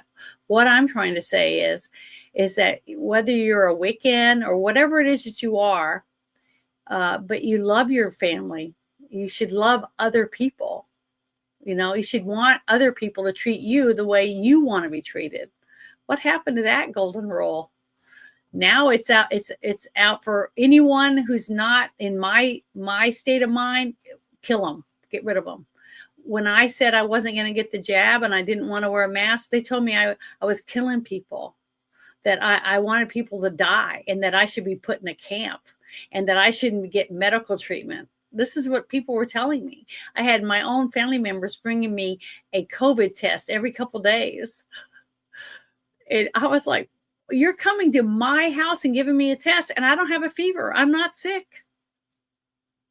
You know, so it's happening to every family. It's not just me. It's not just my family that this kind of stuff's happened to. It's what I'm seeing out there and how people are talking to each other and stuff now. But I'm also seeing good things. I'm seeing more people leaning towards wanting to get rid of these people that hate others simply because their point of view. You know, it's sad because I don't judge people by that. Anyone that's known me and had any kind of conversations with me or spent time with me knows that when I'm saying, I've always said this shit. I've always had this point of view. I can't remember not believing this way because I had a mother that loved me and wanted me to love the world and love other people as long as the other people were good to me. And that it's okay to kill animals if you're going to eat them. Don't go out and shoot a bird like a robin just because you want to shoot your BB gun. You only shoot things that you can eat. You know, if you can eat a fish, you catch a fish, you clean it. But if you don't want to eat it, put it back. You know, that's how my parents raised me, and I try to raise my kids to do the same thing. And most of my friends were the same way. If I had a friend that was a alcoholic or a drug abuser or whatever, and I couldn't help them, then I told them, I'm sorry, I can't be friends with you anymore because I can't have that lifestyle around my family. I'm not going to put my family in danger because of that. And because I cared more for my family than I did whether or not I made that person upset or not. And most people should do that. You shouldn't be ashamed to be yourself, to be who you are, and love who you are and love your family and want to protect them. I don't think there's anything wrong with that. And I'm sorry I went on a rant, but that whole thing with Glenn Beck I thought was very very important that you got to hear it, because it's from him. And he's probably, a lot of people probably said, oh, he's a nutcase, I'm never going to watch him again. Well, that's fine. It's your choice. You don't have to. But it made me think about my dream. And I've talked to other people about dreams that they've had that was very realistic for whatever reason. And sometimes you may not even know what the dream even means. It have no purpose behind it. You could have multiple dreams. You can research it, read, find other people who've had dreams similar to yours, and see what they thought it meant. I mean, what's it going to hurt? It's not going to hurt nothing. It's just words, and it's just you learning something you didn't know. So to me, there's always something you can do to improve your mind, expand your mind by learning something, reading something, watching a documentary, all these different things. But I'll go on to the next thing that I had. I thought this is another Glenn Beck, but it's a totally opposite type of thing. I played this a long time ago, a while back, but I'm going to play it again because I still think that people need to hear about the Antifa stuff, because we talked about this before.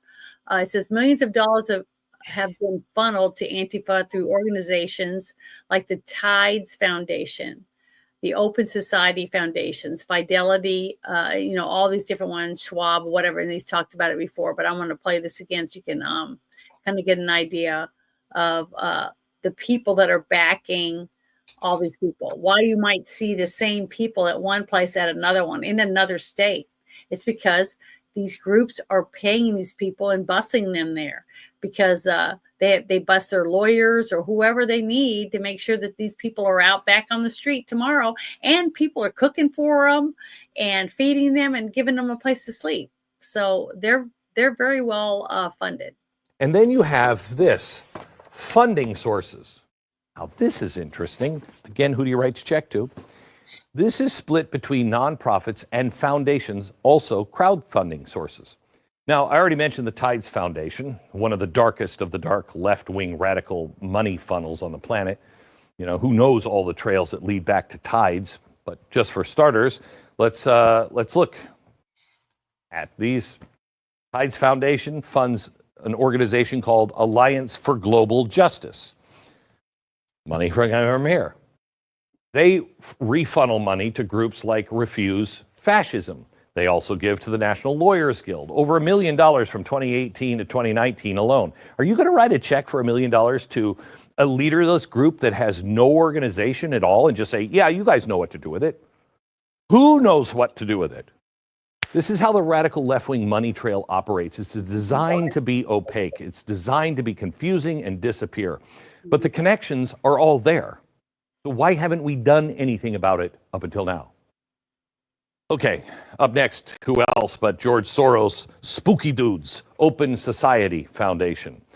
They also fund the Alliance for Global Justice. They also are with the Antifa support groups. The charitable funding sources are legion for just that one. Then you have Fidelity Investments. Where do you have your money invested? Fidelity Investments Charitable Gift Fund. They donate to the National Lawyers Guild. Also, Schwab Charitable Fund. Boy, if I had my money in Schwab, or Fidelity, I don't know if I would have it. They're giving to the people who are supporting these people. I mean, I could go on, and we haven't even gotten to the crowdfunding platforms. You have ActBlue and Patreon. You have Fundraiser, the Action Network. Then you have book sales. Book sales? Oh, yeah, book sales, like the college professor that produced the Antifa handbook.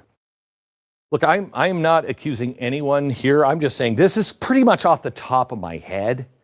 I'm just showing the connections that have a very strong odor attached to them. Mm-hmm. And I've followed these people long enough to know this is the way it works. This one chalkboard alone is enough for the Trump administration just to start. I mean, just start. And they are. And it should be enough alone just to debunk the ridiculous notion. Just the question, who are you writing checks to? $1 million check. Who's cashing it? What bank? Where is this happening? Schwab is giving to just street kids who, what? It's ridiculous to believe that. Ridiculous. Antifa now has been designated as a terrorist organization. It is about time. And it is time to turn over all of the stones.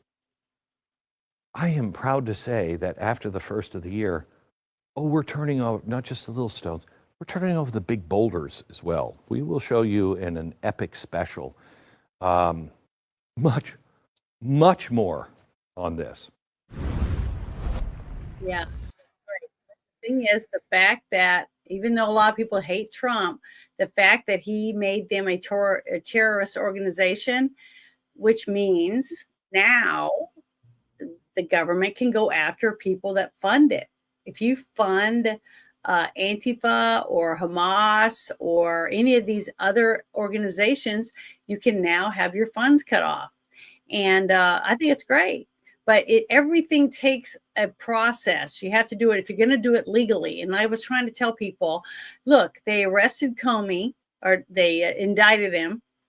They brought him in, and guess what? He got a Biden judge. Okay. And that's what I was trying to tell people.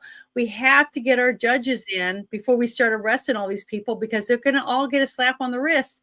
And once you take them to court and they get guess what?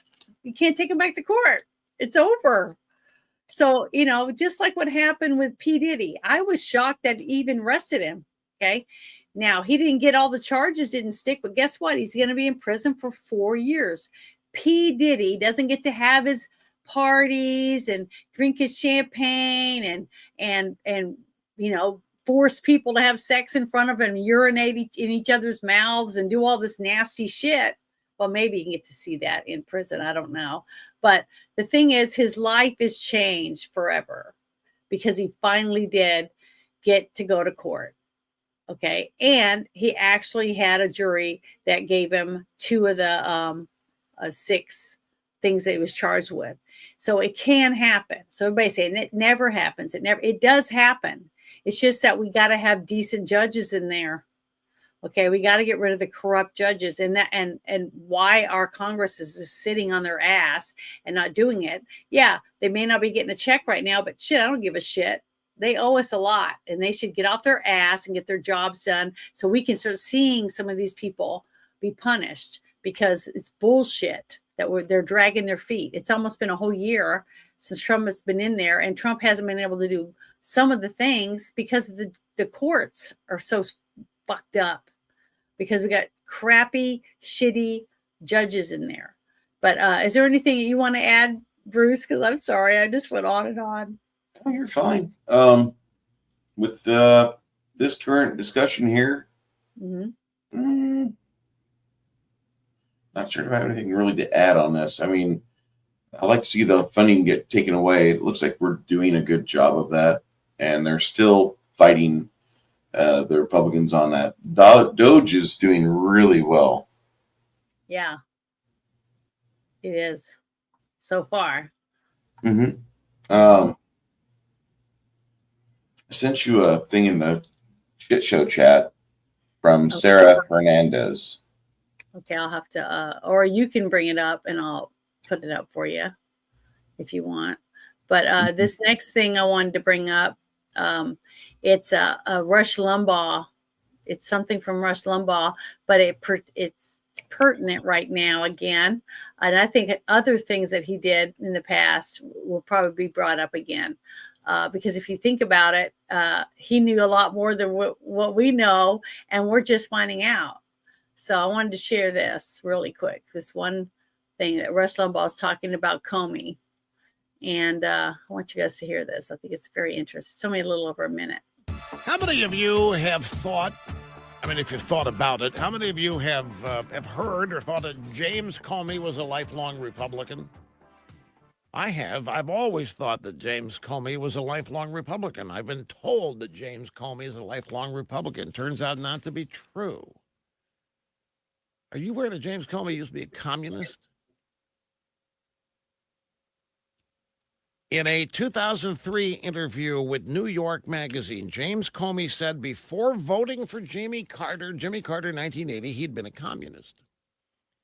He admitted, I'd moved from communist to whatever I am now. Now, we know that John Brennan, Obama's CIA director, was a communist, or at least had voted for the Communist Party. But I had never heard this about Comey. Now we find out that under Obama, the CIA director and the FBI director both had histories of not just flirtation, but serious immersion into communism. And like the KGB always said, no one ever leaves the KGB. Nobody ever leaves this way of thinking. What was interesting about that is I never thought Comey was a Republican. From where I was sitting, I always thought he was a Democrat or a socialist.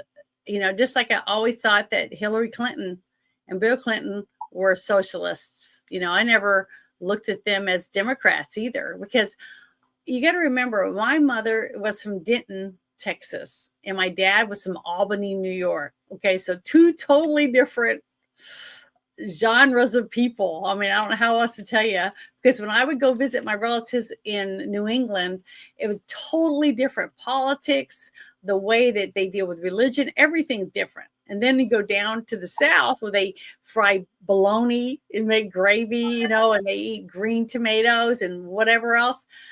Totally different. Okay. Than what I got from my dad's side of the family. So I got both sides, and I tried to pay attention to what was going on. But that's why I never really looked at myself as a Republican or a Democrat. I always looked at myself as a conservative, because I believed that people should keep more money in their own pocket and not have to give it to the government. I always believed in smaller government. You know, lots of different things like that. But I learned it from both sides of my family. Okay, not just one or the other, or as I got to be an adult. I mean, when I was going to school, I was pretty much one of the only people that thought the way that I did, because almost everyone, when I was in high school down in the southern states, they were all like, you know, Clinton lovers and shit. You know, it's like, and I couldn't stand them. I thought they were criminals and crooks. The whole thing with the MENA stuff that was going on with the drug running and doing all that stuff, I just thought they were disgusting. I was like, why would anyone want someone like that? Because just like I had that discussion a couple weeks back about compromise, if you're compromised in one position, if somebody gets a picture of me doing something illegal, okay, I'm doing something, I'm doing drugs, or I'm prostituting myself or something like that, and someone gets a picture of me and they come to me and say, I want $5,000, or this is going to go in the newspaper, or I'm going to give this to whoever, whatever, someone they're trying to blackmail me with, and I give them $5,000, they're not going to stop. They're going to keep wanting money. Okay. And so the best thing for me to do is just to come out and say, go ahead, throw the picture, because it's going to come out anyways, and then live in a life where I'm being blackmailed. And if a person can be blackmailed, they pay the money. Guess what? You can blackmail them on anything. You say, hey, I want you to help me get that job. I want you to do this. I want you to do that. They're going to just go on and on and on. You can't be compromised on one thing. That's impossible. A person is either compromised or they're not, period. And I've had this discussion with many, many people, because to me, you can't compromise someone on one item. It's always going to get bigger, because the person who holds that over your head, their head gets so big, they feel like they're God. And basically they are. As long as they can get you to do the dance, they are God to you. So don't ever let someone do that. If somebody captures you in something, the best thing for you to do is to go tell whoever the damage is going to hurt the most. Go tell them yourself. Get it off your chest, live with it, beg for forgiveness for whatever it is, and try not to ever do it again. Because don't let that person hold that control over you, because as you take it from them, they have nothing. You take it back from them, they have nothing on you. So, you know, think about that. Think about it, because don't give him the glory of saying, see, I got him by the balls. It's going to do whatever I tell him to do. I don't ever want anybody to be able to have any kind of control like that over me. I would rather confess and, and say, hey, I fucked up. I made this mistake. I did this, or whatever it was I did, then let someone have that kind of control over me. Do you feel like you're in control? I am so stubborn. I would hate to have somebody have that kind of, that over me. I would never be able to live that way. Just couldn't do it. But there's a few other little things. Is there anything you want to bring up? Like that article you were talking about?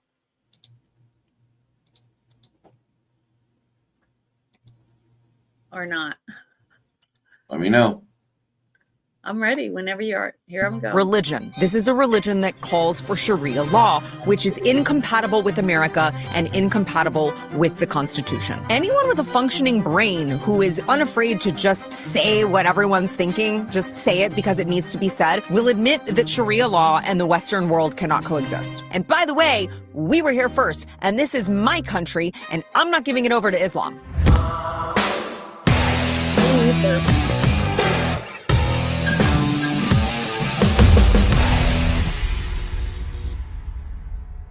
Welcome back to Come and Take It. So we still need answers from my last episode on the Katy, Texas shooting of the Christian baseball coach who just so happened to be in the middle of praying.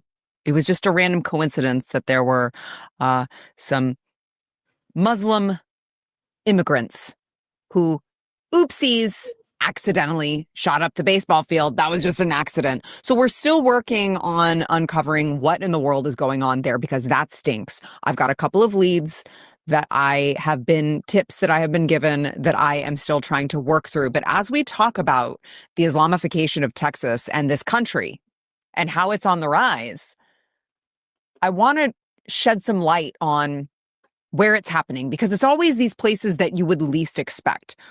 We've talked about Epic City. If you guys have not heard yet about Epic City, please make sure you go check out my my podcast on the Epic City that's being built in Josephine, Texas, which you may be like, what's Josephine, Texas? Well, it's this sleepy little town outside of Frisco. They seem to target these sleepy little towns with these lax rules, sometimes unincorporated areas. They think they can get away with more. And Epic City is this big compound. It's like this Muslim compound, gated community where they've got everything you could possibly need if you're a Muslim. You would never have to leave the compound for anything, is kind of the point. And there's been a lot of controversy about that particular area. So for reference, okay, that place, Epic City, is being built in Collin County. And Collin County voted Republican plus 11.4 in the last presidential election, in the 2024 presidential election. So this county in and of itself is supposed to be, I would say like a Republican stronghold. So in comes the Islamification of Texas to the Republican Collin County. And now we have Murphy, Texas. Another sleepy little town you wouldn't expect. But here we are. Within Murphy, Texas, there is a residential neighborhood called Oasis Springs Manor. And if you move to Oasis Springs Manor, you can now live on streets such as Almon Drive. By the way, I don't know if I'm saying that correctly. I don't care. This is a reference to a passage in the Quran, or a section in the Quran. Sadiq Drive. This is a popular Arabic name stemming back to Jafar al-Sadiq. This was the sixth Imam, a man who many Muslim writers credit for proclaiming the principle that whatever was contrary to the Quran should be rejected, despite whatever evidence might support it. Now you have Usman Drive. This is, of course, a nod to the former Sultan of the Ottoman Empire. Now remember, the Ottoman Empire used the concept of jihad, or holy war, to expand Islam into non-Muslim territories. Like, they were really big on that. And then there's Saeed Drive, which that name signifies a Muslim descendant of their prophet Muhammad. And remember, Muhammad is a dude who married a child, had slaves. I'm sorry, you're supposed to call them concubines. That's the more PC way of saying that. Okay, so that's what he had. I believe he consummated his child marriage when she was 9. Other than that, though, great guy. Yeah, good one. So that neighborhood has gotten the city to go along with naming their streets those names. Now that's sending quite a message, isn't it? That neighborhood is sending quite the message. And the message is, we are not assimilating. We are not assimilating. We are going to bring Islam everywhere. Because remember, that's the whole freaking goal. The whole holy war thing, that's like to bring Islam to non-Muslim countries. And this isn't just any religion. Again, this is a religion that calls for Sharia law, which is incompatible with America and incompatible with the Constitution. Sharia law is completely incompatible with our way of life, period. Sharia law advocates for, if you steal, if they think that you've committed theft, cut off your hand, amputation. If you cheat, if you're an adulterer, sorry, you're going to have to be stoned to death. Don't get me started on what they do to the gays. Women can't go to school. Women can't drive. They don't have any rights. By the way, there is no freedom of speech. The things that I was saying about Muhammad, you're not allowed to say. You would be in big trouble if you said those things about Muhammad, if we were under Sharia law. And so when you hear what this advocates for and the ins and outs of Sharia law, anyone with a functioning brain who is unafraid to just say what everyone's thinking, right? Just say it because it needs to be said, which happens to be me. So anyone who is blunt enough to just say things, no matter the repercussion, will admit that Sharia law and the Western world cannot coexist. You cannot have both of these things simultaneously in one place. They cannot coexist. And yeah, by the way, no matter how many coexist bumper stickers you want to throw on your car and be like, oh, we can all just coexist. No, that you literally cannot. And by the way, that is only because one of them advocates for death and destruction of those who don't convert, and the other one does not. So it's like, it's sad that in 2025, when we see the writing on the wall, when we see what's happening in the UK, that we even still have to have this conversation. But if Sharia law, we're saying Sharia law is incompatible with America. Okay, well, if Sharia law is the religious law from Islam derived from the Quran, then Islam is incompatible with America and the Constitution.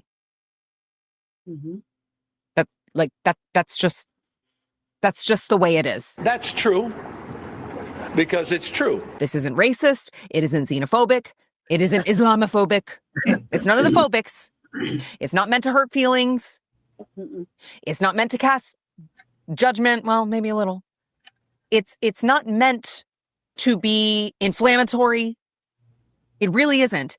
It just is. That just is what it is. You cannot dispute that these two ways of life are not compatible with each other. And by the way, we were here first, and this is my country, and I'm not giving it over to Islam. I realize that they do not mean us well, and I realize that there are a lot of people who are really scared to say that because they are afraid of the blowback. Not me. I am not giving this country that our founding fathers set up in such a way so that we would be able to, not have this, any of this. This is my country that I want to pass down to my kids and my grandkids and my great-grandkids. And I'm tired of people walking around pretending like this isn't one of the most existential threats to our country right now. So over there, another place in Collin County, this new development in this sleepy little town, Murphy, Texas. They've got the neighborhood, and then right adjacent, they have land owned by the Islamic Association of Murphy, where they're building a giant mosque. Oh, are we connecting the dots now? This building that they are designing, that they are supposed to build, they've just started construction. The building is up to 32,000 square feet now. I believe it started at like almost maybe half that. It just kept getting bigger and bigger and bigger. This is all according to their website, by the way. They also say that it is going to be like the largest in DFW, in the Dallas-Fort Worth Metroplex. Now, the way that they have been able to build this mosque is because they purchased several lots of land that had homes on the land. They just demolished the homes.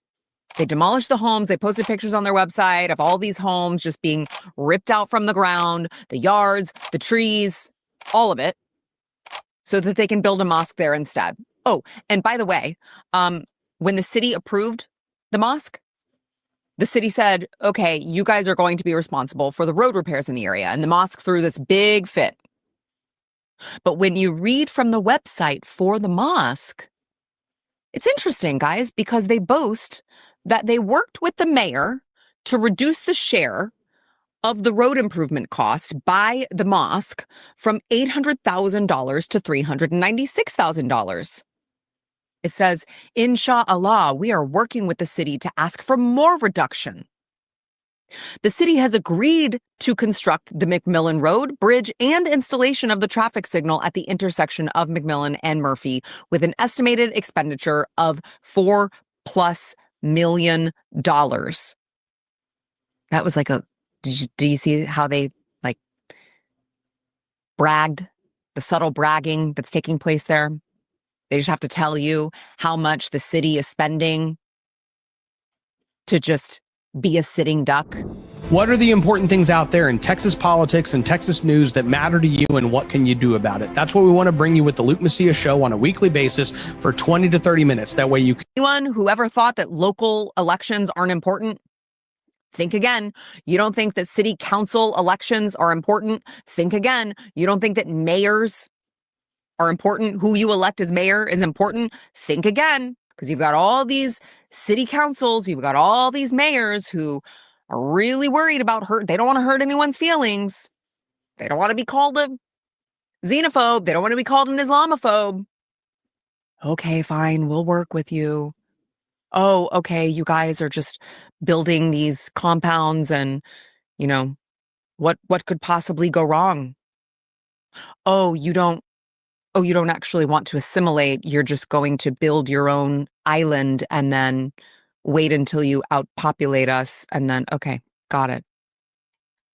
By the way, again, this is not a freedom of religion issue at all. This is a national security issue.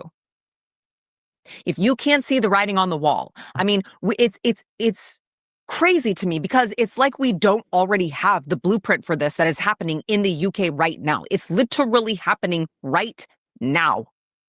There are literal no-go zones in the UK because, well, it just started out by they just built their own neighborhoods and then they had the mosque and then all of a sudden it turns out maybe they're just incorporating their own Sharia law and, well, I mean, who's going to stop them? Okay, as we just saw with your governor, said they banned Sharia law, right, in the state of Texas? Supposedly. Okay, which is all well and good. It's not a law. Okay, so the next person that gets voted in as governor, the next Muslim, because how many mosques you have now in the state of Texas? Hundreds. Hundreds and hundreds and hundreds of them. And they probably have 3 more kids per family than any other families in Texas. So it won't take them long before they run the city councils. They end up picking the mayor. of the city, and then they pick the governor and other people, and then they vote in that Sharia law is legal. So Texas is being taken over, just like I said. Texas is purple. So if Texans don't start, we get rid of the Muslims, we get rid of Islam and Muslims. There's no more sword the Democrats can use on the Republicans. yeah, but how are you going to get rid of them? I don't know. We make it as fucking uncomfortable as possible for them. Be my first guess. One thing I would do if I had lots of money, if I had millions and millions of dollars, I'd buy all the land around the outside of this mosque, and I'd put pig farms there. You know, we had that. You ever hear about the Baker situation in Brazos County? Mm-mm. No, but I'm saying right now, if they're building that right now, that's what I would do. You need to get with everybody you can think of and buy all the land around it and start putting pig farms in, because they hate pigs. They hate dogs. Have dog parks, and they think dogs, they'll kill your dog. If they'll kick your dog, they'll poison your dog. They'll do anything they They'll can. try anything, but that this is not the East Coast. Just saying. That's the only way you're going to start getting rid of these people, is to make them uncomfortable, make them want to leave by being like nicety nice, like she said. That's why they're buying. They know exactly what they're doing. Mm-hmm. They go in and buy land. They know that. No, they just say, "Oh my God, they're going to spend so many millions of dollars, and we're going to have this income coming into our school." And they're not thinking about where the money's coming from. It's like China. When China came into Arkansas and bought a big bunch of land, and Sarah Huckabee became governor, she said no. She told them no, they couldn't own the land. She gave them the money back and said that they were taking the land away from them. That the Chinese government is not going to own property in the state of Arkansas. So you have to have people that give a shit. But see, they're so busy thinking it's not going to bother them. It probably won't. It'll probably be 2 generations from now when they finally take Texas over. So, oh well, that's another fallen state, and that's 40-something electoral college votes that goes to president. So. I can see him taking over the United States. I can see Muslims getting rid of everyone. I'm trying to help them not. So I got, Well, I have something too about Muslims. So when yours is finished, I want to play it. Go ahead. I'm done. I just want to interject. And then they take to the streets, and then there's an uprising. And then actual, just citizens of the UK, born and raised there, can't walk the streets safely. How is that possible? And then you have, you've got Jewish places of worship where Muslims with interesting sounding names are killing people. That's insane. I know. The UK, the law enforcement there doesn't want to talk about it. We still don't know the motive. Do we not? We don't. We know the motive. We always know the motive. So it's just time that every person who loves this country and the founding principles on which it stands starts saying out loud, very publicly, unabashedly, without fear of recourse or insults or whatever, that no elected official is receiving your vote unless they denounce the Islamification of this country, period. Thank you. And by the way, guys, they're going to call you those names anyway. They're going to call you those names. Just, it's the same way that they say that you're transphobic. They will call a man transphobic if he does not want to have a relationship with a trans woman. So he's not gay, right? And they will still call him transphobic because he's not engaging in the behavior. Eventually, they're just going to call you Islamophobic because you're not converting to Islam. How dare you? So who cares what they call you? Yeah. Unless you want to end up every single city in this country, you want to end up like Dearborn, Michigan, where it looks more like, Iraq these days. Yeah, see, Minneapolis, Minnesota, Ilhan right Omar's district, where you can't even distinguish. Look at that. That's our country. That's the United States of America, but you couldn't tell if you were just walking down the street. I guarantee if I walked down the street, I'd be probably beat up or stabbed or stoned. They throw acid in your face. Yeah, something like that. They do something to me, From even though I'm an American. Go ahead. I mean, they told a guy that was a lifelong resident in Dearborn last week that he wasn't welcome in the city. Mm-hmm. So and you don't think this is going to happen in every single city? I bet you will. Every single state of the United States. It doesn't matter where you live. Figure it out, America. All of them are there. That's all they need. They got numbers. And they fight dirty. And women and children are just fodder. So remember that. They'll kill your kids, they'll kill your pet, they'll kill you and your wife. And they'll probably rape your wife multiple times before they break her legs off and drag her behind your truck. So just think about that. Go ahead. Pretty certain they can't drive a stick. Well, the ones from over there can drive a stick. The ones here can't. Somalia, I mean, you've got this that they're changing the flags over in Minnesota to be curiously more like the Somalian flag. This is really important stuff to be paying attention to before it's too late. Because it honestly may be too late for the UK. I don't know how they get out of that. Late for Dearborn, Michigan.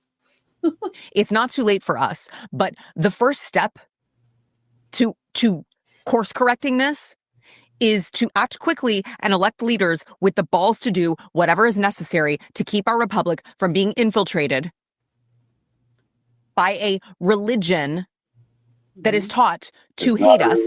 It's not a religion. And kill us. It is. It looks like a religion. It does not smell like a religion. It is a political movement that goes in under the guise of victimhood. Ideology is what it is. What?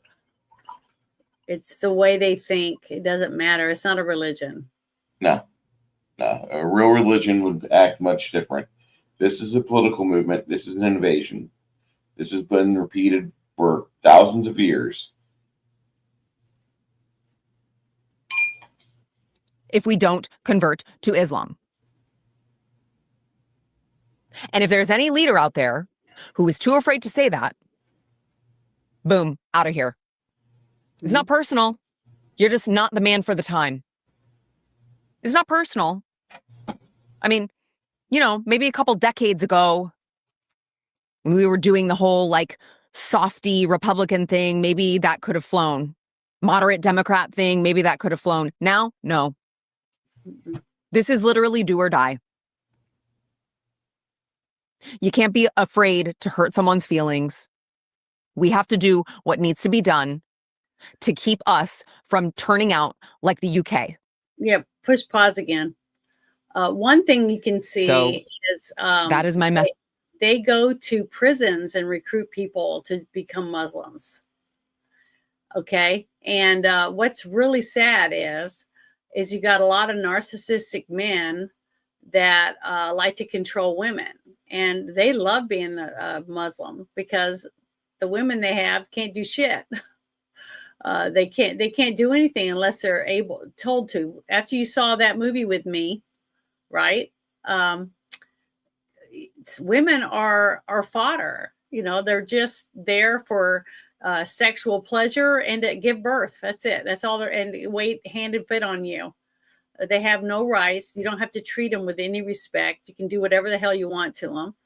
You can beat the fuck out of them every single day, and they still will have to get up and feed you and let you have sex with them and do whatever, you know, because they're objects. They're not humans. They don't treat them as humans. Women are fodder, and so are kids, especially daughters. Now, they like daughters because by the time they're 9, they can swap them for money and pleasure for some other old geezer. Isn't that the same age that Aisha, quote unquote, gave it up to Muhammad? Yeah. Okay. Remember the movie we just did a couple of weeks back? I know. Okay, it's truthful. This kind of shit is true. I could tell you right now, I would rather him slit my throat. I'm not wearing a fucking hijab, and I'm not gonna just bend over and be some guy's slave. I'm not going to do it. I'd kill myself. I'd stab myself in the throat and kill myself before I would become one of their slaves. And I would do the same to my daughters too. I would take them out, and I'll let God deal with me afterward. But there's no way I would let them be slaves to a Muslim. I wouldn't. No way. If they decided that they're going to take over, it's over. I'll end it, and I'll make it. To me, doing that for my daughters would me taking the punishment for that would save them. I don't know how much pain in the future, which I would not want them to go through. I wouldn't want any woman to have to go through that, because you're just a piece of meat. You're a dog. That's how, and what's really sad is you see the rate of abuse, women being beaten and treated like dirt by men right now already in our country. Just imagine what it's going to be like when it's all Muslims. It's going to be 10 times worse. And I've had that kind of abuse in my own family. I stopped my sister from being choked while she was 8 months pregnant. He had her up on the wall with her feet kicking, strangling her. And I hit him over the head with a ginormous candy dish. And then he threatened to beat me. And I told him, go for it, motherfucker. I'm not afraid of you. And he left. He left with his friends that did nothing while he was doing this to my sister. So it's disgusting. Men that have that attitude, I don't think they have the right. They shouldn't even have the right to live amongst other people. Men that would do that to women, to their mother, or to any woman. And now if a woman slaps a guy, yeah, he should slap the shit out of her back. It was, that's just wrong. You shouldn't abuse each other. And if you abuse each other, you shouldn't be together. Get a divorce. Be a decent person and get a divorce. Is this Durka? Okay. But don't play too much of it. I don't want to get in trouble.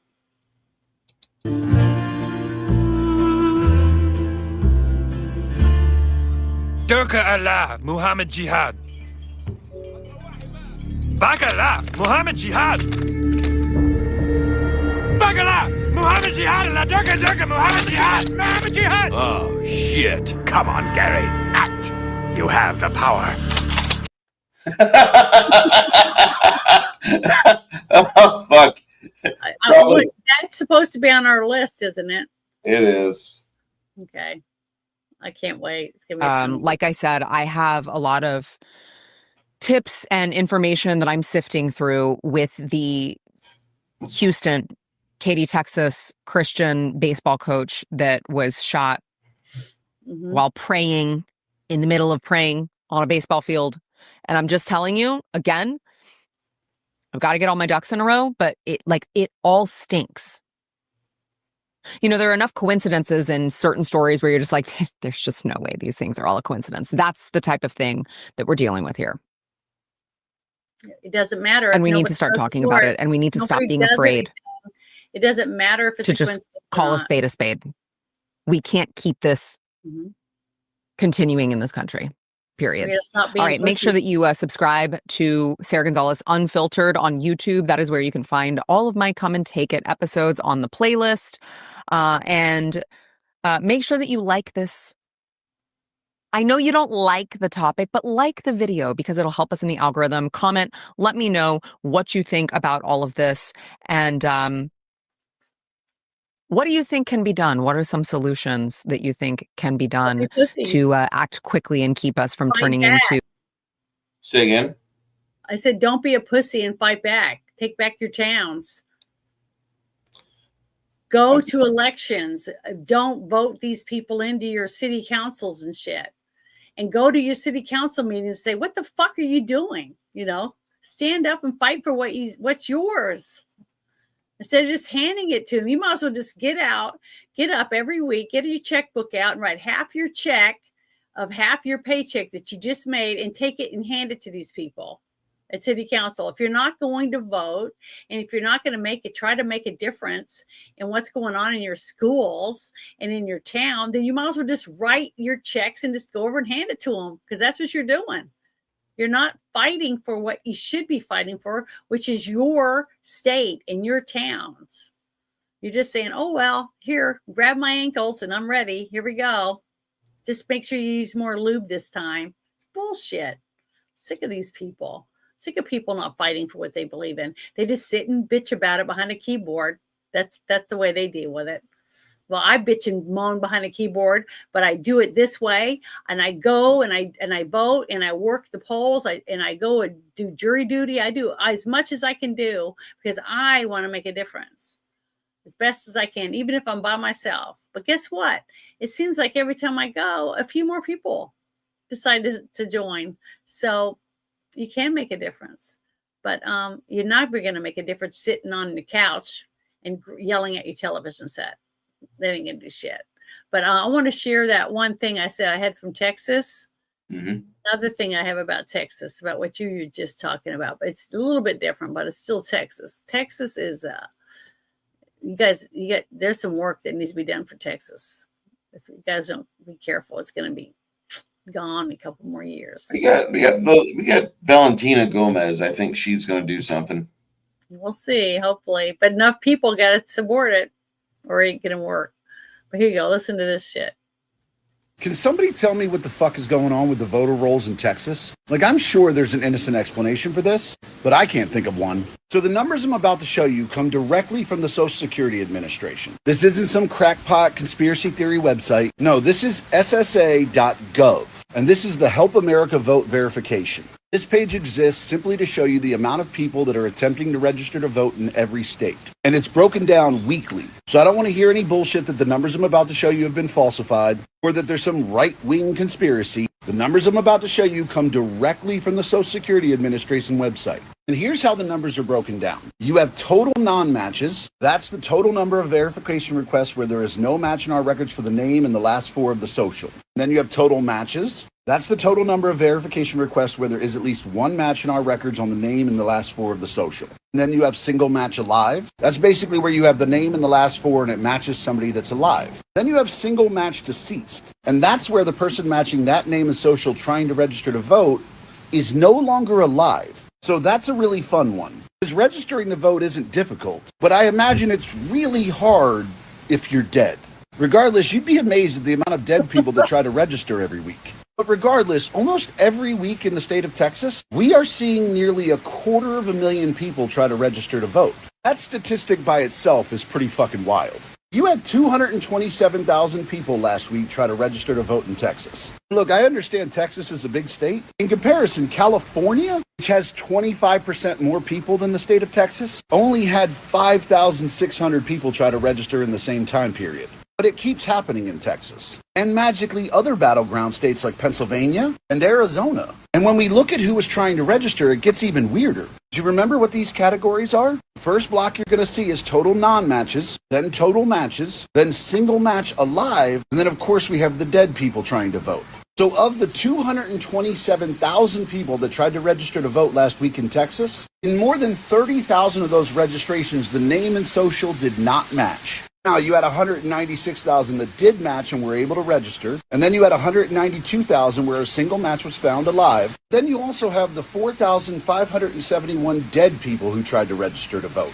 And the craziest part is this is happening every week. If you go to any state where we're not really sure whether it's going to go Democrat or Republican in the next presidential election, every one of them has an insane amount of people trying to register to vote every fucking week.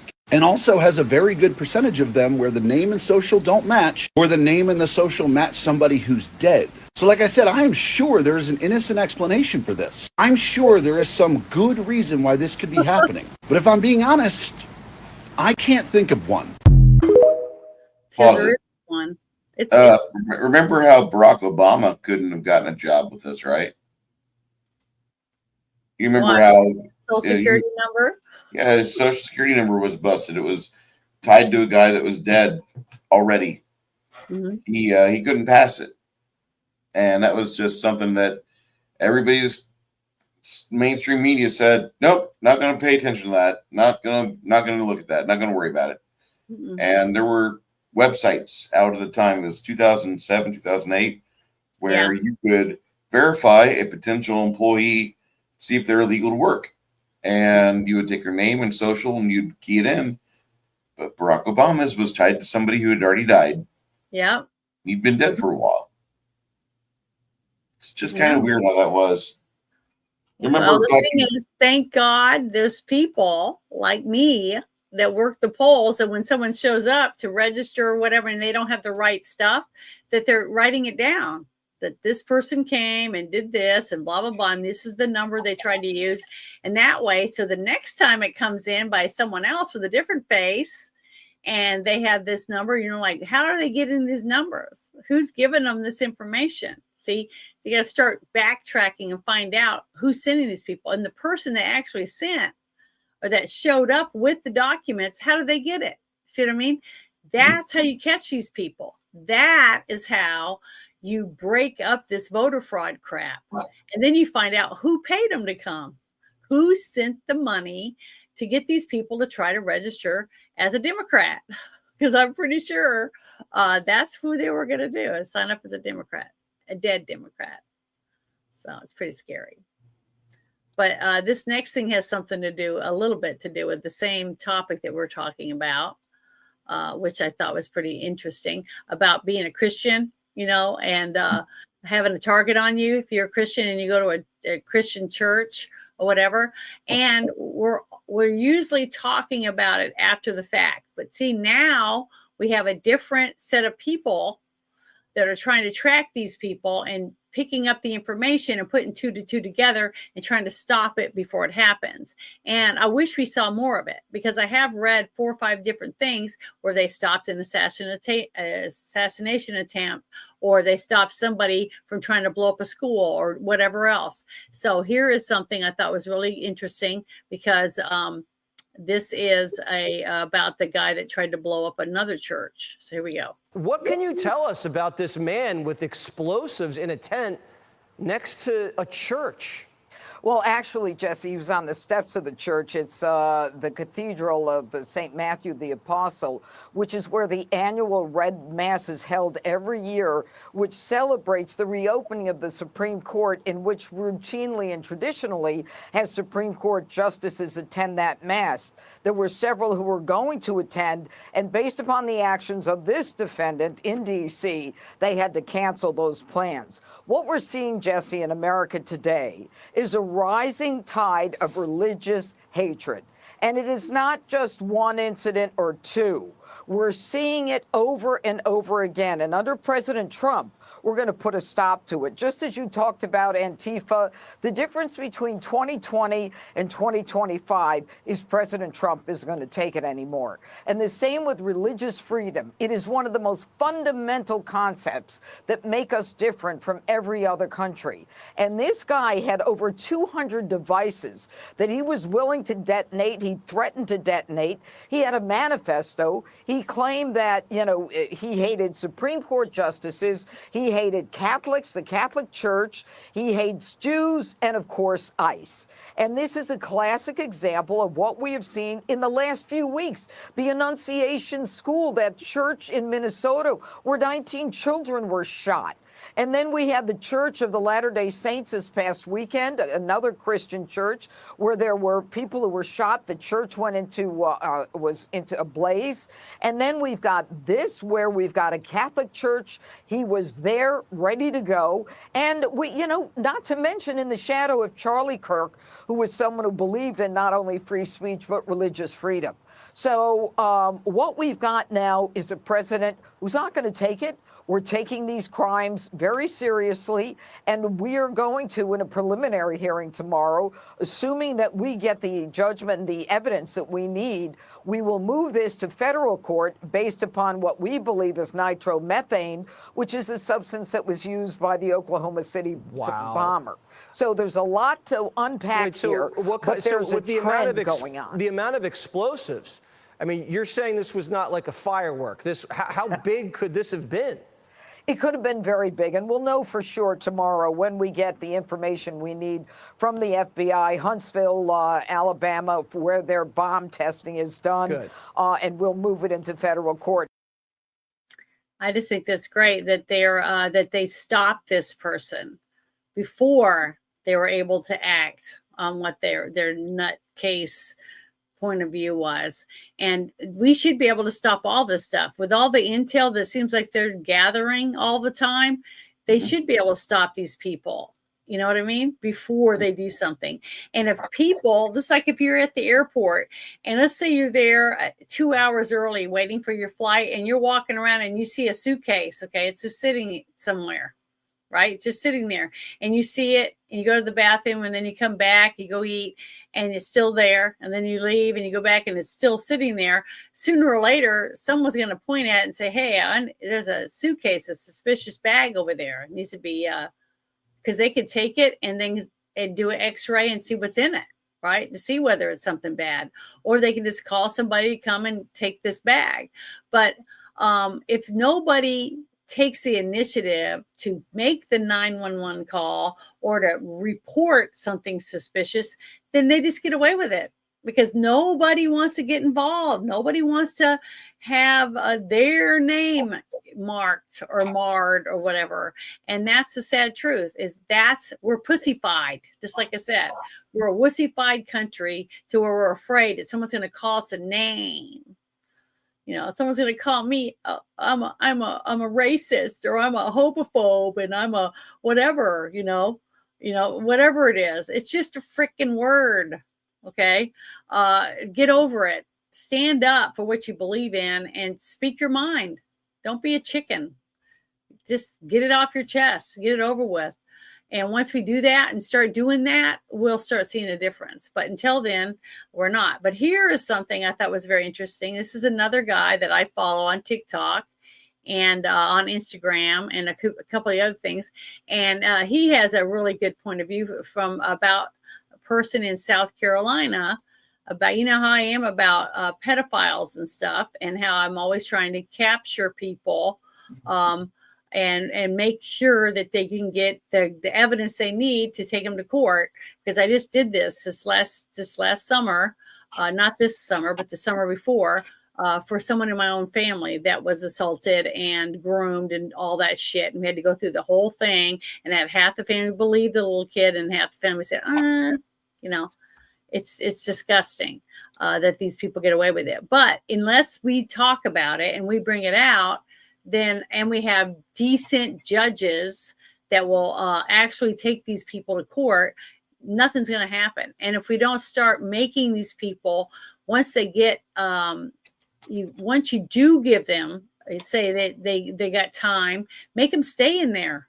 This fact that we have to go back every 5 years to try to keep this pedophile in prison for his 20-year thing that he begged, I guess I'll take the 20 because I don't want to have a chance of maybe getting 60 years if he goes to trial. So he he cried and said, I'll take the lower sentence and say what I did in court, even though he really didn't. He just mumbled a little bit. Bullshit. They treat these people like they treat them better than they treat the victims. I can tell you that. It pisses me off. But this is a really good guy. I like this guy. So here we go. I'm going to play him again. Make sure it's turned up. Yeah. Okay.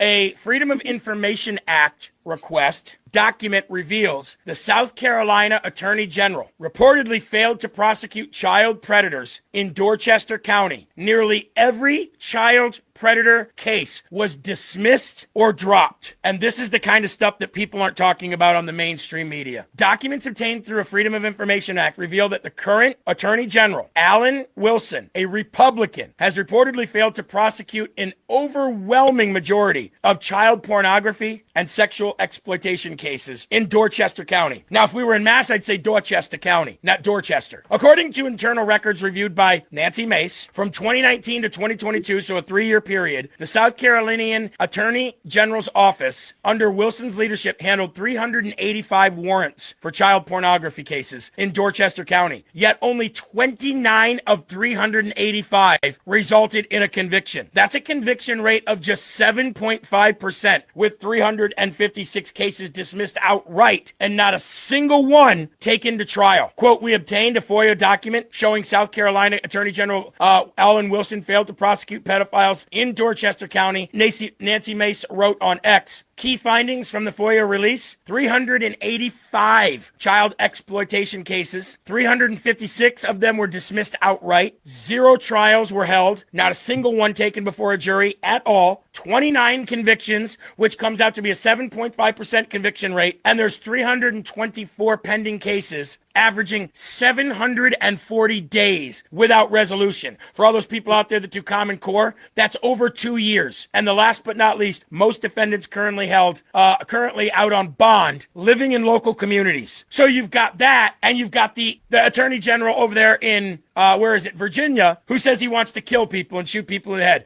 A Democrat and a Republican. A lot of people think that we are just so right that we won't call out Republicans, and Republicans can do whatever they want. No. That's not the case. If a Republican is doing something wrong and we see it and we know it and we're looking at numbers like that, we're calling them out. Hey, thank you for watching that short clip, folks. We really appreciate it. If you like what you saw and you want more content like that, all you have to do is go to lfatv.us, rumble.com/lfatv, or follow us on X at lfatvus, and that's where you can get all the short and long version content you need from all of the hosts here at LFA-TV. Awesome. Yeah, I support him. I think he does a great job, and I really like him. And he's passionate about it, just like me. He wants the truth. That's all he wants. It doesn't matter who they are. I don't care if they're a cop or they're a judge or what their skin color is, whether they're a man or a woman, or whether they're Republican, a libertarian, or whatever. I don't care. I want people that break the law, hurt children, and steal from our veterans and things like that. I want these people to go to prison or whatever we have to do. But until we have good judges and we have people that give a shit and want the truth, nothing's going to get better. And we've got to start standing up for what we believe in and fighting and taking back our towns. And we take back our towns, we'll end up eventually taking back our states. Then once we have our states, then we can take back the federal government. We can only do it little by little because we've waited so long to clean up the mess. Okay. So it's up to us. We're it. We're all that's left. We're all that's between them and everything. That's it. It's us. So we either got to get off the pot and do something about it, or get the fuck out of the way and let the other people that want to do something do what they have to do. Run for office, go vote, go make phone calls, pass out flyers, whatever. Okay. Whatever we have to do it. And I'm sick of the people that just sit around and, oh, well, there's nothing we can do. But here's another guy. Here's somebody in Oregon that's finally realized that, damn, we're in bad shape. So yeah. Here we go. Listen to this guy. Make sure it's It looks like he's AI. Yeah, I know, but he's not. He's walking down the park. He looks like Abraham Lincoln's brother or something. But here we go. Living in Portland for 10 years has made me afraid to speak my mind, which I believe around these parts they call inclusion. But I just visited my home state of New York, and, you know, look, there's nonsense there too, but at least we're allowed to talk about it. You see, in Portland, we're not allowed to talk about it. What is it, you may ask? Well, it is anything that doesn't meet the approval of what I'm calling the cluster beehive. That is, the emotionally dysregulated, narcissistic, antisocial individuals who make life suck for all the rest of us. So if you find that I'm posting my ideas too much, you will have to excuse me because I've had a recent revelation. I decided that I've been silent for too long. You see, during the 10 years that I've lived in Portland, I watched it go from the most beautiful city I'd ever seen to not. And it happened because we have allowed the cluster beehive to intimidate, harass, bully, or otherwise abuse the common sense and moral decency crowd. But here's the thing. Here's the thing about mobs. They're cowards. A mob is a group of cowards that are too weak-willed, ignorant, and emotionally dysregulated to stand on their own merits. And so, I'm not afraid anymore. It's time for moral decency and common sense to come back to Portland. I look forward to seeing you there. Peace! So I'm seeing more and more of that. I'm seeing more and more people that are willing to show their face, make a video, and post it on their social media. That's really their only means of getting stuff out there. A lot of people don't have friends like I had Bruce that helped me learn how to do this. I remember the first couple ones I did, I was a crying mess going, what the fuck? I don't know what I'm doing. Nothing's working. It sucks to try to learn it.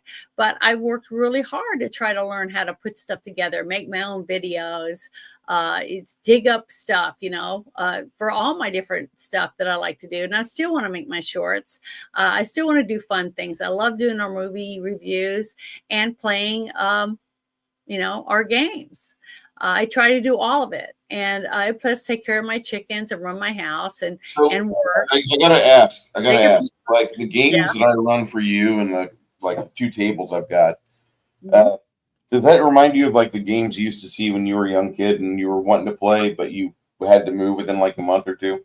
Yeah, that's what it reminds me of, especially when I went to the first time I went to your YouTube channel and started looking at your old videos. Yeah. And you had all you and your friends around the table playing the games. I just thought that was so exciting. And I was so excited when you asked me if I wanted to do it. I remember going, well, what do I do? And how am I do it? And I kept thinking, oh my God, the guys are going to hate me because I'm new and I don't know how to know anything about the dice or the rules or whatever. And I was just petrified. But that shit doesn't matter. What are you going to do? But I didn't know that. I didn't know that you guys were going to be so nice. I just thought they're going to say, oh God, she sucks. She's going to, drag the game down or whatever. I didn't know. I don't run a He-Man Woman Haters Club. I run a game. I run a game where I expect people to freeze up or expect people to fucking screw things up. And you know what? Everybody makes mistakes. It's how you learn. It's how you learn. And that's the thing. It's the most wonderful thing about these stupid little games. I was curious about that because we had a discussion before today's stream started and about various styles and such. And it makes me happy that like this reminds you of the shit you used to see when you were a young kid. And so like, I'm not too far off the mark from the game that I want to run. There's other ways to run a game. Don't get me wrong. Also the movie that you got me to watch about Darkness Rising. Yeah. The way they played the game in that too reminds me of the way you play the game. So. Well, I'm not that great of an original gamer. I'm always the guy that I just try to look at what works for other people and can I emulate that? Can I make that work for my table? Can my players understand my aims and my goals? And then just throw it in their court and hey, if they do great, they do great. And if they fucking drop the ball and screw the pooch, well, I guess the world's a little less safe now. But the one game that I thought was just, I was so like bewildered by the response of everyone else playing with me was when you had that guy dressed in a really nice suit and everything, and he had money, and he came in and he was buying drinks and all that, and he was a duck. Remember that? Mm-hmm. Duck guy. And I was like, well, doesn't anyone else care about why we have a talking duck that's buying drinks for people? Did anybody think that was interesting? I just thought that was that's when I first realized that I guess there's people that are ducks here or something. I didn't understand. But I wanted just to kind of not destabilize my table, but I wanted you guys to know that like shit could happen. Things could be different. And as long as you're able to function and do stuff, as long as you're able to react and keep moving, the game doesn't freeze up like Return of the Jedi whenever C-3PO is talking to the Ewoks and it's time for me to go grab popcorn because fuck, this part of the movie's boring. I don't want that. I want the game to keep going no matter what. Everybody saw there was a duck that was kind of pulling a little bit of court and nobody gave a shit. Like, well, we can talk to the duck in common. That's great. And the duck is able to buy drinks and articulate things, and nobody really worried about it. We just kept on playing, and have that's you all. Seen this? Dark Dungeons. Have you seen it? No. Nerdy, if you Where is got that? a link for me, I'll be happy to review that one of these days. But if it's what I think it is, then okay, Janet. Back in the 80s, I've there was never seen it. a lady named Sally Jesse Raphael, Mhm. and she had a talk show. And she was really not successful with it. She was a lot like Phil Donahue. Phil Donahue had one audience, and that was surrogate mothers. That was the only time he'd have ratings and a full audience. Other than that, the guy really sucked. He was terrible. But her audience was a bunch of school marms or ladies that wanted to be supervisors on a recess on a playground. And their biggest fear in life was that there would be groups of people that would play Dungeons and Dragons in peace and not be harassed by them. And that was what they didn't want in the most way possible. She would have people on and encourage people that were representing the game and the hobby to just dress up like they were going to play their game. Yeah. So, like, they had more ridiculous costumes going on this show than on Geraldo Rivera's KKK episode. And I don't believe they were really gamers. I think they were just tourists or paid actors. But she would never give them time to talk about their table or what happened at the game. Instead, she would just have moms come up that were shitty parents and their kids had committed suicide because the music didn't help. Robert Smith from The Cure's Bad Poetry didn't help. Reading X-Men comics and anything else that might be considered constructive or healthy, that didn't help. And so when they tried to talk to mom and dad, ill-equipped to handle their children, that didn't help. And so the kids just killed themselves. There was like probably 186 different suicides all throughout the 90s and the 1980s and part of the 70s that could be linked, not attributed to directly, but linked to people that had played D&D and then later had self-deleted. And this little shrew Puerto Rican cunt named Sally Jesse Raphael had her TV show that barely anybody watched. I don't know how they paid for the commercials, but her entire thing was how to be a bigger cunt today than you were yesterday.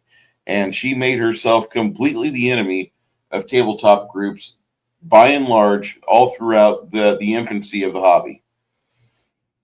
My mom didn't know that at all. My mom didn't know about the healthy aspects of D&D. She just saw this show and other things like on 2020 when they covered a family that they had lost one of their sons because he looked at his brother who was playing the game, and the dungeon master and him are underneath a train trestle, and the dungeon master says, "Here's a knife, you can stab me with it, I'll be fine."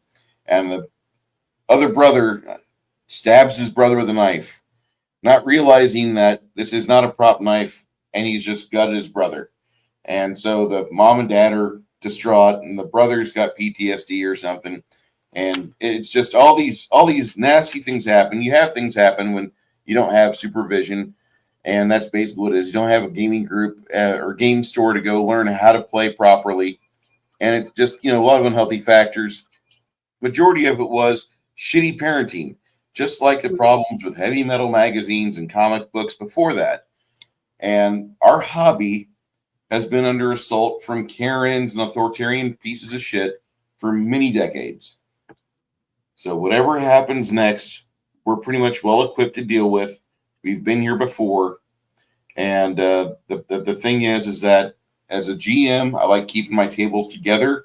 I like my friends at the tables to appreciate each other because they're all taking time out of their schedules. You guys could all be doing something else, but instead you're here rolling dice and eating Cheetos and having fun, farting. And there were negative things back then. The hobby was really a positive thing, but you had these horrible groups of people out there making this negative content about the game. And so you had two things. You had the Tom Hanks movie, Mazes and Monsters. And that's the first hint we had that Tom Hanks was a piece of shit. because he helped make this movie. I've never seen that. He gave a black eye to D&D by getting lost in a steam tunnel in that movie. And that kind of mirrored some real life events. We'll discuss that whenever we review that movie. And then there was a pamphlet from Jack Chick Publications called Dark Dungeons. And Dark Dungeons was a weird one because you had a female DM trying to talk to this young, like, junior high girl at her table after the game. Oh, well, you're 6th level, Annabelle. Oh, yeah, I love it. I'm going to be 6th level. Oh, by the way, Annabelle, do you want to learn how to cast real spells? And so they had all this misinformation in this pamphlet that you get from your shitty Baptist preacher at school, at a church or whatever. And it tells you that Dungeons and Dragons teaches you how to cast real spells on the adults in your life. So they buy you more books and figurines and dice, which that was a lie. And it pisses me off. Yeah, Jack Shit Publications. And it just fucking goes absolutely batshit insane in the 8 pages that it is. And some odd reason, somebody made a movie based on Dark Dungeons, from what I understand. And then also somebody else made a role-playing game, not based on Dark Dungeons, but using the Dark Dungeons name, which is the only way to honor it because it is kind of a cool name. And what better way to thumb your eye at something that's just a failure than to emulate it and sincerely be like, God, you suck. Because it did. Yeah. No, I didn't know anything about any of that. Well, I'm a storehouse of bad information and things that happened to me in my hobby, and I still have a slate with the names of those that have wronged me that's got their names chiseled on it. I don't want it to fade, so I'm going. I've got my crusade. Everybody has their thing, but I'm just telling you what. What is LARPing? Live action role play. Oh, okay. I didn't know what one that of meant. these days, not tonight, not tomorrow, one of these days I'll find the movie Uber Goober, which is not a movie, it's a documentary. Hey, Shadow Sun. And Uber Goober. I never heard of that before either. Uber Goober is from like 2006 and it starts with Michael Stackpole, who used to be a relatively nice man, an author, and a game designer. And he's giving a speech to a bunch of people at Gen Con or Origins, talking about how the people that are in the board game community are pissed because for decades, the board gamers and war gamers have been getting shoved off to the side. What happened first was we had board gamers, and in the 60s, they had the Origins board game convention where 60 people would get together, and that was it. And then in the 70s, Gygax made Dungeons and Dragons with Dave Arneson, and they were up in Wisconsin area, and they had between the Minneapolis gamers and the Lake Geneva gamers, they took themselves to the Origins convention, and the numbers swelled up into the thousands, not money thousands, like 2,000 or 3,000, up until like the 80s. And then they moved to the next biggest convention site, and it was Gen Con, they called it now. Gen Con was populated by gamers primarily, and board gamers and war gamers as a secondary group. And those guys were pissed because, like, these fucking guys are bringing in money in the hobby, but we're getting forgotten. Nobody's making stuff. And it pissed them off. So, as everybody is noticing that the fucking fantasy gamers are moving just one figure around a board, and there's one guy narrating all the action, how's all this getting money and marketing behind it? Why is TSR getting so large? TSR was the guys that made Dungeons and Dragons. That was Gary's company. And this kind of starts developing in a tiered sort of society. The people at the bottom of the tier are the newbies, the role players. And above that is the guys that are kind of salt and pepper, beard, mustache guys, the war gamers. Well, then in the 90s, the entire thing shifted again as, we've been playing for 20 years with these D20 die and all these various other things. The Satanic Panic has weathered us a bit, but then the goth people get in the game because now there's a vampire, the role-playing game that's very popular, and now there's girls, like actual born a girl, growing up a girl, not even quite a woman yet, but girls going into game stores, buying purple dye bags and black dice. They're all D10s for this one single game. And so the tiers have shifted a little bit more. And now still at the top of the gamers chart is the war gamers, and they're Napoleonic guys and starting to get populated by Warhammer, but not quite yet. Warhammer's still under Napoleon, under these rules in 1992, 1993. Then you have the role players and the skirmish gamers that are playing D&D or things like D&D. And then at the bottom, now you have the One World by Night people. And then in the mid-90s, they added a new facet to the vampire stuff. Now there's vampires and wizards and fucking werewolves. But now they've got a thing called live-action roleplay, LARPers. And the LARPers come into a convention, and they're all dressed in black. Like they look like 120-pound men and women. The women typically have huge boobs because this is where we get the big titty goth girls stereotype. And then all the guys are skinny as shit. They look like Trent Reznor, but with like less appeal. Yeah, because guys don't mature as fast as girls do. Not in the least bit. And so this movie Uber Goober shows you all the ways, back. And Michael Stackpole gives a good narration of it, of how the gaming society, now we're having the grognards, the war gamers, and Napoleonics guys are dying off. And the people who spend the most money in the hobby have gotten the top spot, and that's the Warhammer guys. God, fuck you. Fuck you guys, because they suck. They spend $3,000 in one army. And then they have the D&D players, which have dropped a level. And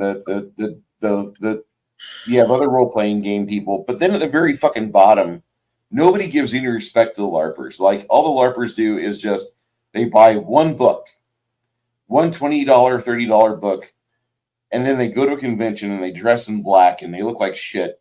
And then they go outside and try to look cool smoking cigarettes. And that's it. And then, oh yeah, their combat resolution is rock, paper, scissors. Rock, paper, and that's it. So you have like 30 people out in the field next to the hotel doing rock, paper, scissors.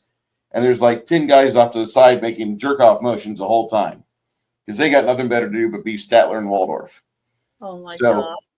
So, like, I'm just telling you, Uber Goober is a socioeconomic look at the game of how the people that spend the most money are at the top, and that's used to be Napoleonics, now it's Warhammer faggots. And then you have the role players like myself, the fucking hoarders, the collectors, the guys that buy miniatures off the wazoo. I'm in the middle with them. And then you have at the very, very bottom these fucking LARPer kids, and that's how it will always be. Oh yeah, there are two books, Bruce. One for vampire, one for werewolf. Yes, exactly. But it's one of the funniest fucking movies ever. We'll have to find it. I'll have to fucking show it because it is well worth the watch. And it's just like I saw it in 2008 and 2009, and I was shown this at a game store called Just for Fun in Peoria, and it's one of the funniest looks at the hobby. God bless them. All right, I'll shut up here.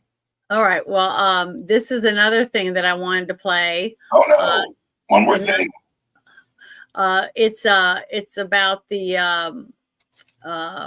John Bolton. It's an update on him. So I thought you guys would be interested on hearing about this. Sound. Oh, I know. Former national security advisor turned sharp critic of Donald Trump is expected to be the subject of a complaint or even an indictment as early as next week. MSNBC, citing two sources, is reporting exclusively that the acting U.S. attorney in Maryland is moving forward quickly to seek criminal charges against Bolton. They reportedly relate to claims that he improperly kept classified national security information in his Maryland home. His home was searched in August. Bolton's lawyer insists that his client, John Bolton, did nothing improper. It is the second instance of targeting a prominent Trump critic. Bolton, former national security advisor turned sharp critic Just wanted you of to Donald. see that, and it was from MSNBC, not Fox. I do try to get it from as many different places as I can, but it depends on what I'm talking about each night. You know, like I tried to keep things mostly about my whole narrative about it not just being about politics, that it's basically good against evil. And was trying to find, you know, I try to find stuff like that. But I have one more. I think it's one more. Let me make sure. Well, I have two more things, and that's it. And then I'm done with everything I have. But I'm starting to get stuffed up. I hate that, but I am. But let's see.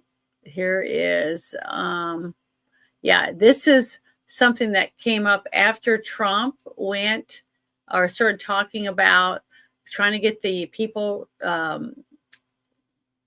handed over the hostages, and he made a comment about them having to go way underground to get some of the hostages remains, I guess. So that's what made me think about this.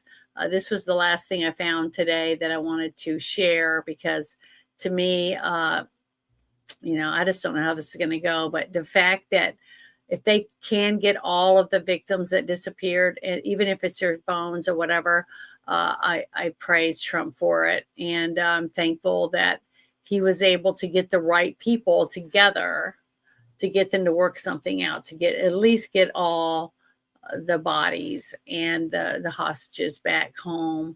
Because I tell you right now, after seeing what they did to those people in the streets, especially the women, when they raped them multiple times by multiple people, and then broke their legs off and stuff and folded them up, and it's disgusting.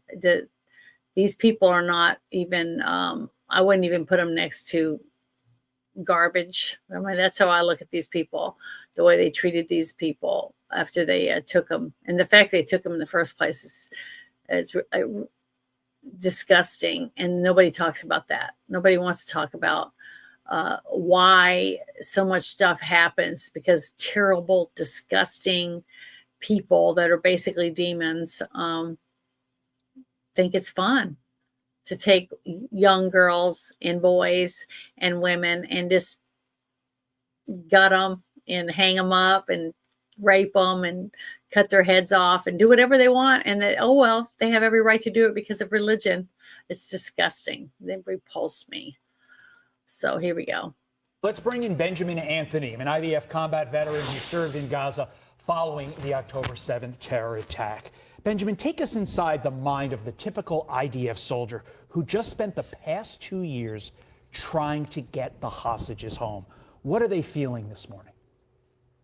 Well, first of all, good to be with you. Thank you very much for having me. And with regard to the typical mindset of an Israel Defense Forces soldier, I can tell you as someone who served alongside them in Gaza, who had the privilege of looking on as they displayed heroism night after night, day after day, that all that powered them was the obligation that they felt to give all that they could, all that they were, all that they had at their disposal in order to bring these hostages home. It escorted them from the moment they set foot into the Gaza Strip, and it will escort them until the very moment they set themselves around the perimeter and return home, in many cases of the soldiers, once the hostages are returned, assuming that this deal does go through. And I can tell everybody that all soldiers will recognize that the 20-point term sheet put forward under the leadership of President Donald Trump, regardless of how anybody wishes to spin it, is nothing more or less than the total surrender and capitulation of Hamas. They've been decimated, they've been overcome and wiped out in every engagement that we've had with them, and they have realized finally that the seizing, stealing, and abducting of our people will never serve as an asset to them, but will only be a liability. And all of the soldiers will be thanking President Trump. Yesterday, President Trump said getting the hostages home is a complicated process. And he said, I'd rather not tell you what you have to do to get them. You've been in Gaza, you know the conditions. Do you believe Hamas knows where all of the hostages are? And do you believe that the 20 are, in fact, still alive? So I do believe that the 20 are still alive. I do escort this entire deal with a sense of very cautious optimism and sustained skepticism as to the word of Hamas. I don't believe that any deal is done until it's done. Though, of course, if we receive the hostages as scheduled, I will take a backseat to no one in terms of the celebration that I'll feel in my heart and in my head. Having said all of that, there is a difficulty with the hostage repatriation, those who are deceased, because apart from anything else, some of them are held not just by Hamas, but also by Islamic Jihad, Palestinian Islamic Jihad. We may see some sort of agreement and disagreement between those two terror organizations, but I believe in time, as we've shown to this point, the IDF will demonstrate that we will not leave any of these hostages behind, neither the living nor the deceased. A bit of a logistical question here, but the plan, the 20-point plan, calls for the rebuilding of Gaza, but it also calls for the 450 miles, and that's an estimate, it could be more, of terror tunnels to be destroyed. Necessary but complicated. How do you view the ability to do something like that in Gaza? Well, I think that the details of what's now started to be discussed as the second part of this ceasefire agreement. So the first part is the return of the hostages and the release of the prisoners that Israel holds inside our jails. Many of them, of course, hardened criminals and terrorists of the worst kind. I want to make a point about that. But there is much talk about the second half of the deal handling issues such as the one you're asking about. And to be perfectly frank, the details are not yet clear. They will clear in the fullness of time. They'll become clear, rather. And I believe that it will involve a multinational force that is going to be dedicated to the ongoing search for the hostages who are deceased in the case that we are required to do so, but also to the demilitarizing of Hamas. The details of that are also not clear. And of course, the complete elimination of the terror tunnel network. And I just want to say one thing to all listeners and viewers. If ever there was a simple gauge for the difference between Israeli society and the society that is there inside the Gaza Strip, it would be this. Look who we want home. Look who we are fighting to bring home. 20 innocent living hostages, including soldiers who were arrayed in a purely defensive posture inside the borders of the state of Israel, plus our dead innocent civilians who died as the result of the attack on October the 7th. Who does Hamas want home?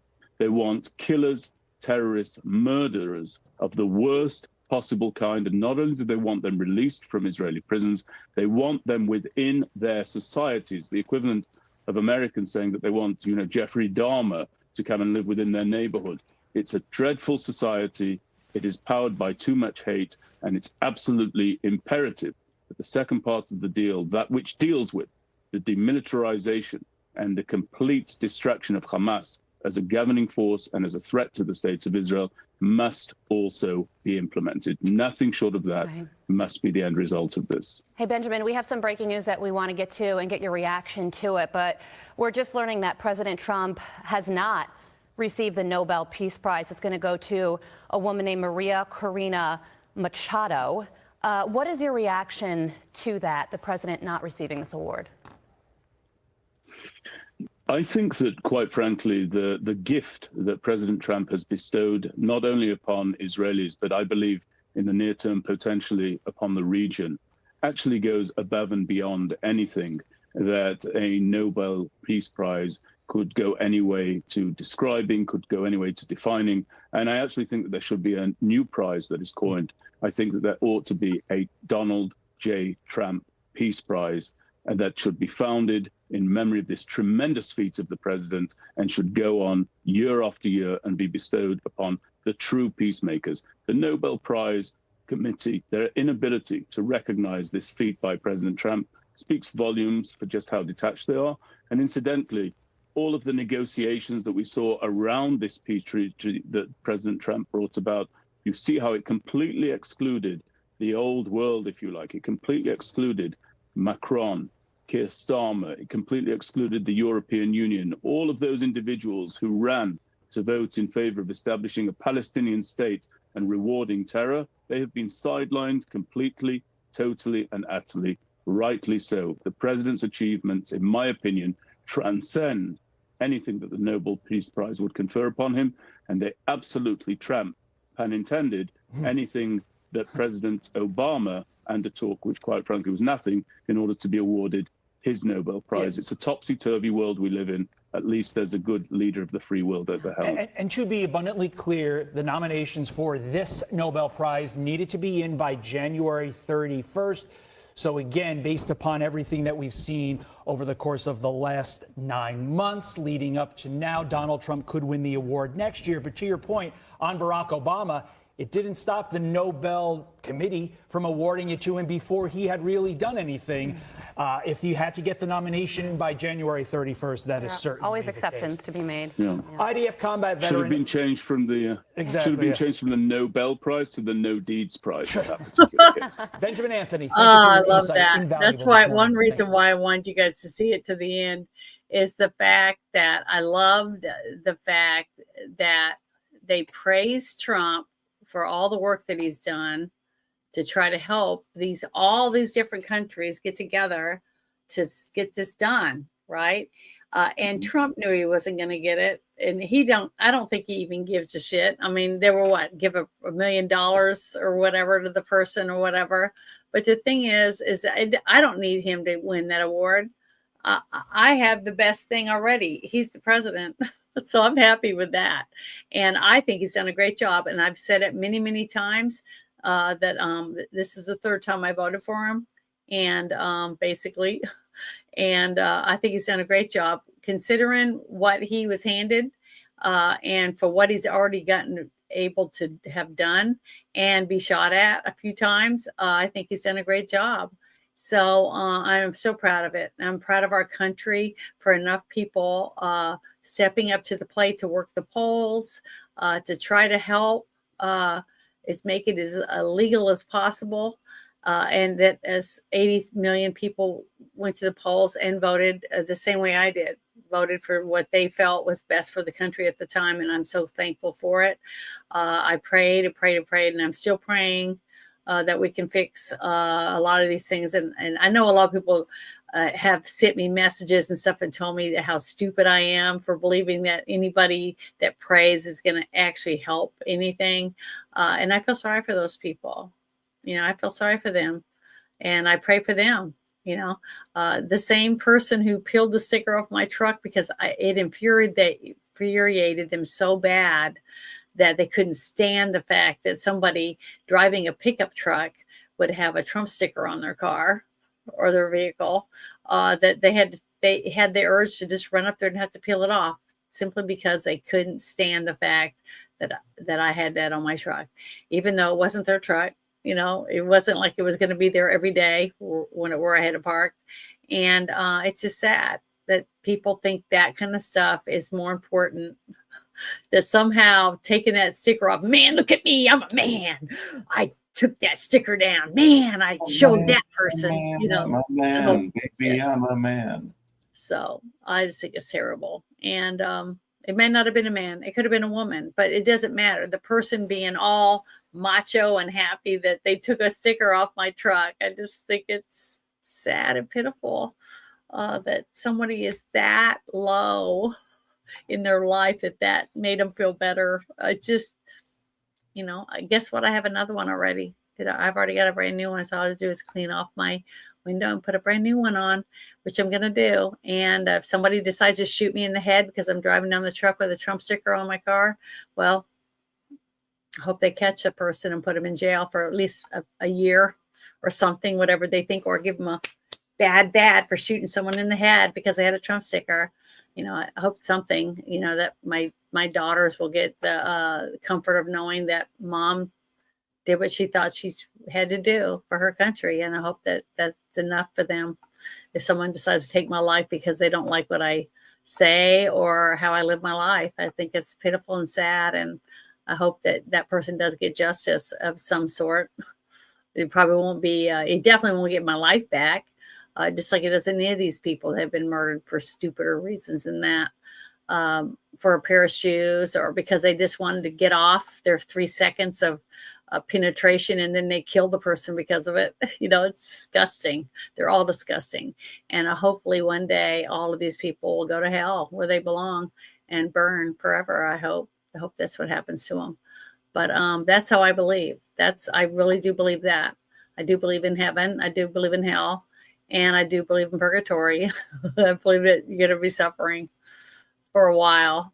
And it's a shame that we don't all get to buy tickets and sit and watch these people get what they deserve, isn't it?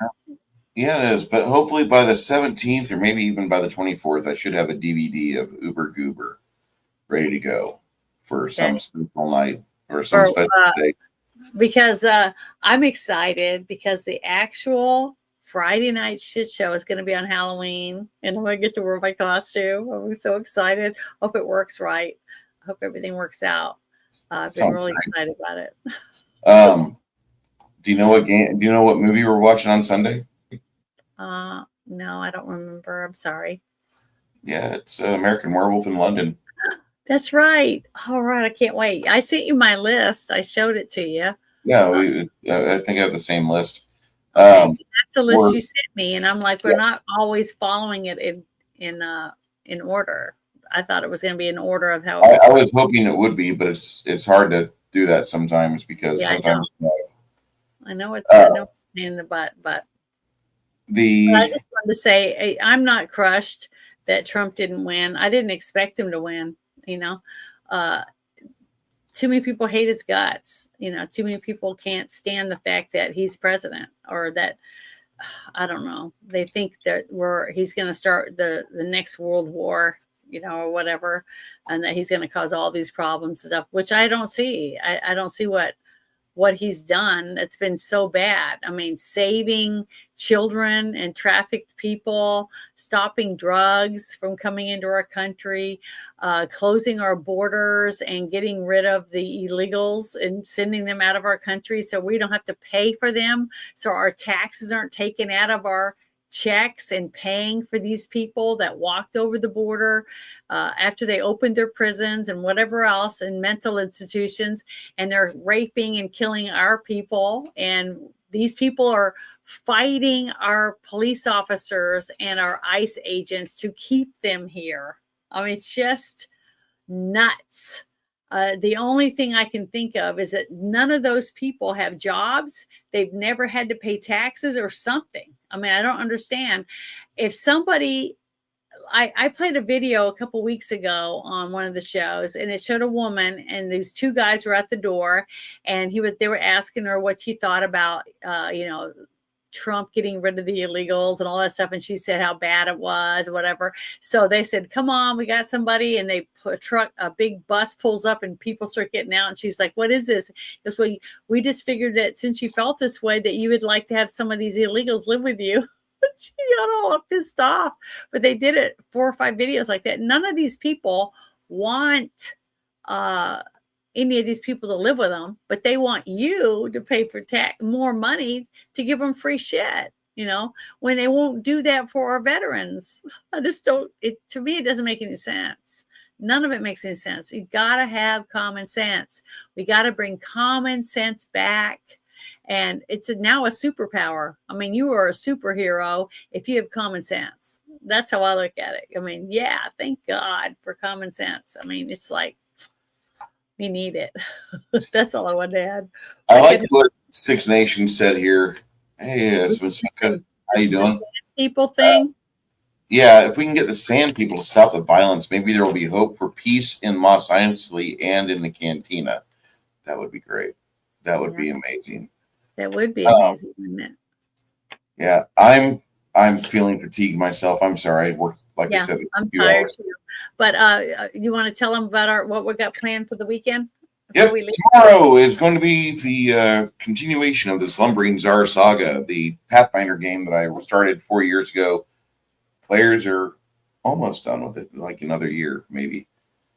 They entered a nasty room filled with a lot of sand inside this gigantic citadel that's shaped like a effigy to Orcus, just on a colossal scale. Yeah. Inside the lap of Orcus, they found a room with sand, and a bunch of dragon heads started popping up out of the sand. And that's where he paused the game. Like, we'll see you next week. So we do that tomorrow, and then on Sunday we review the classic film. Thank you, Rick Baker. Thank you, Rick Baker. Thank you, Rick Baker. American Werewolf in London, directed by John Landis. Excited. It's gonna be great. Shadow and Son and Mac Thompson are talking some serious facts in the chat there. Jackie Blue is saying good night. The illegal invasions meant to deplete our resources and insinuate sleeper cells and terrorists in our country. For the moment, they are activated.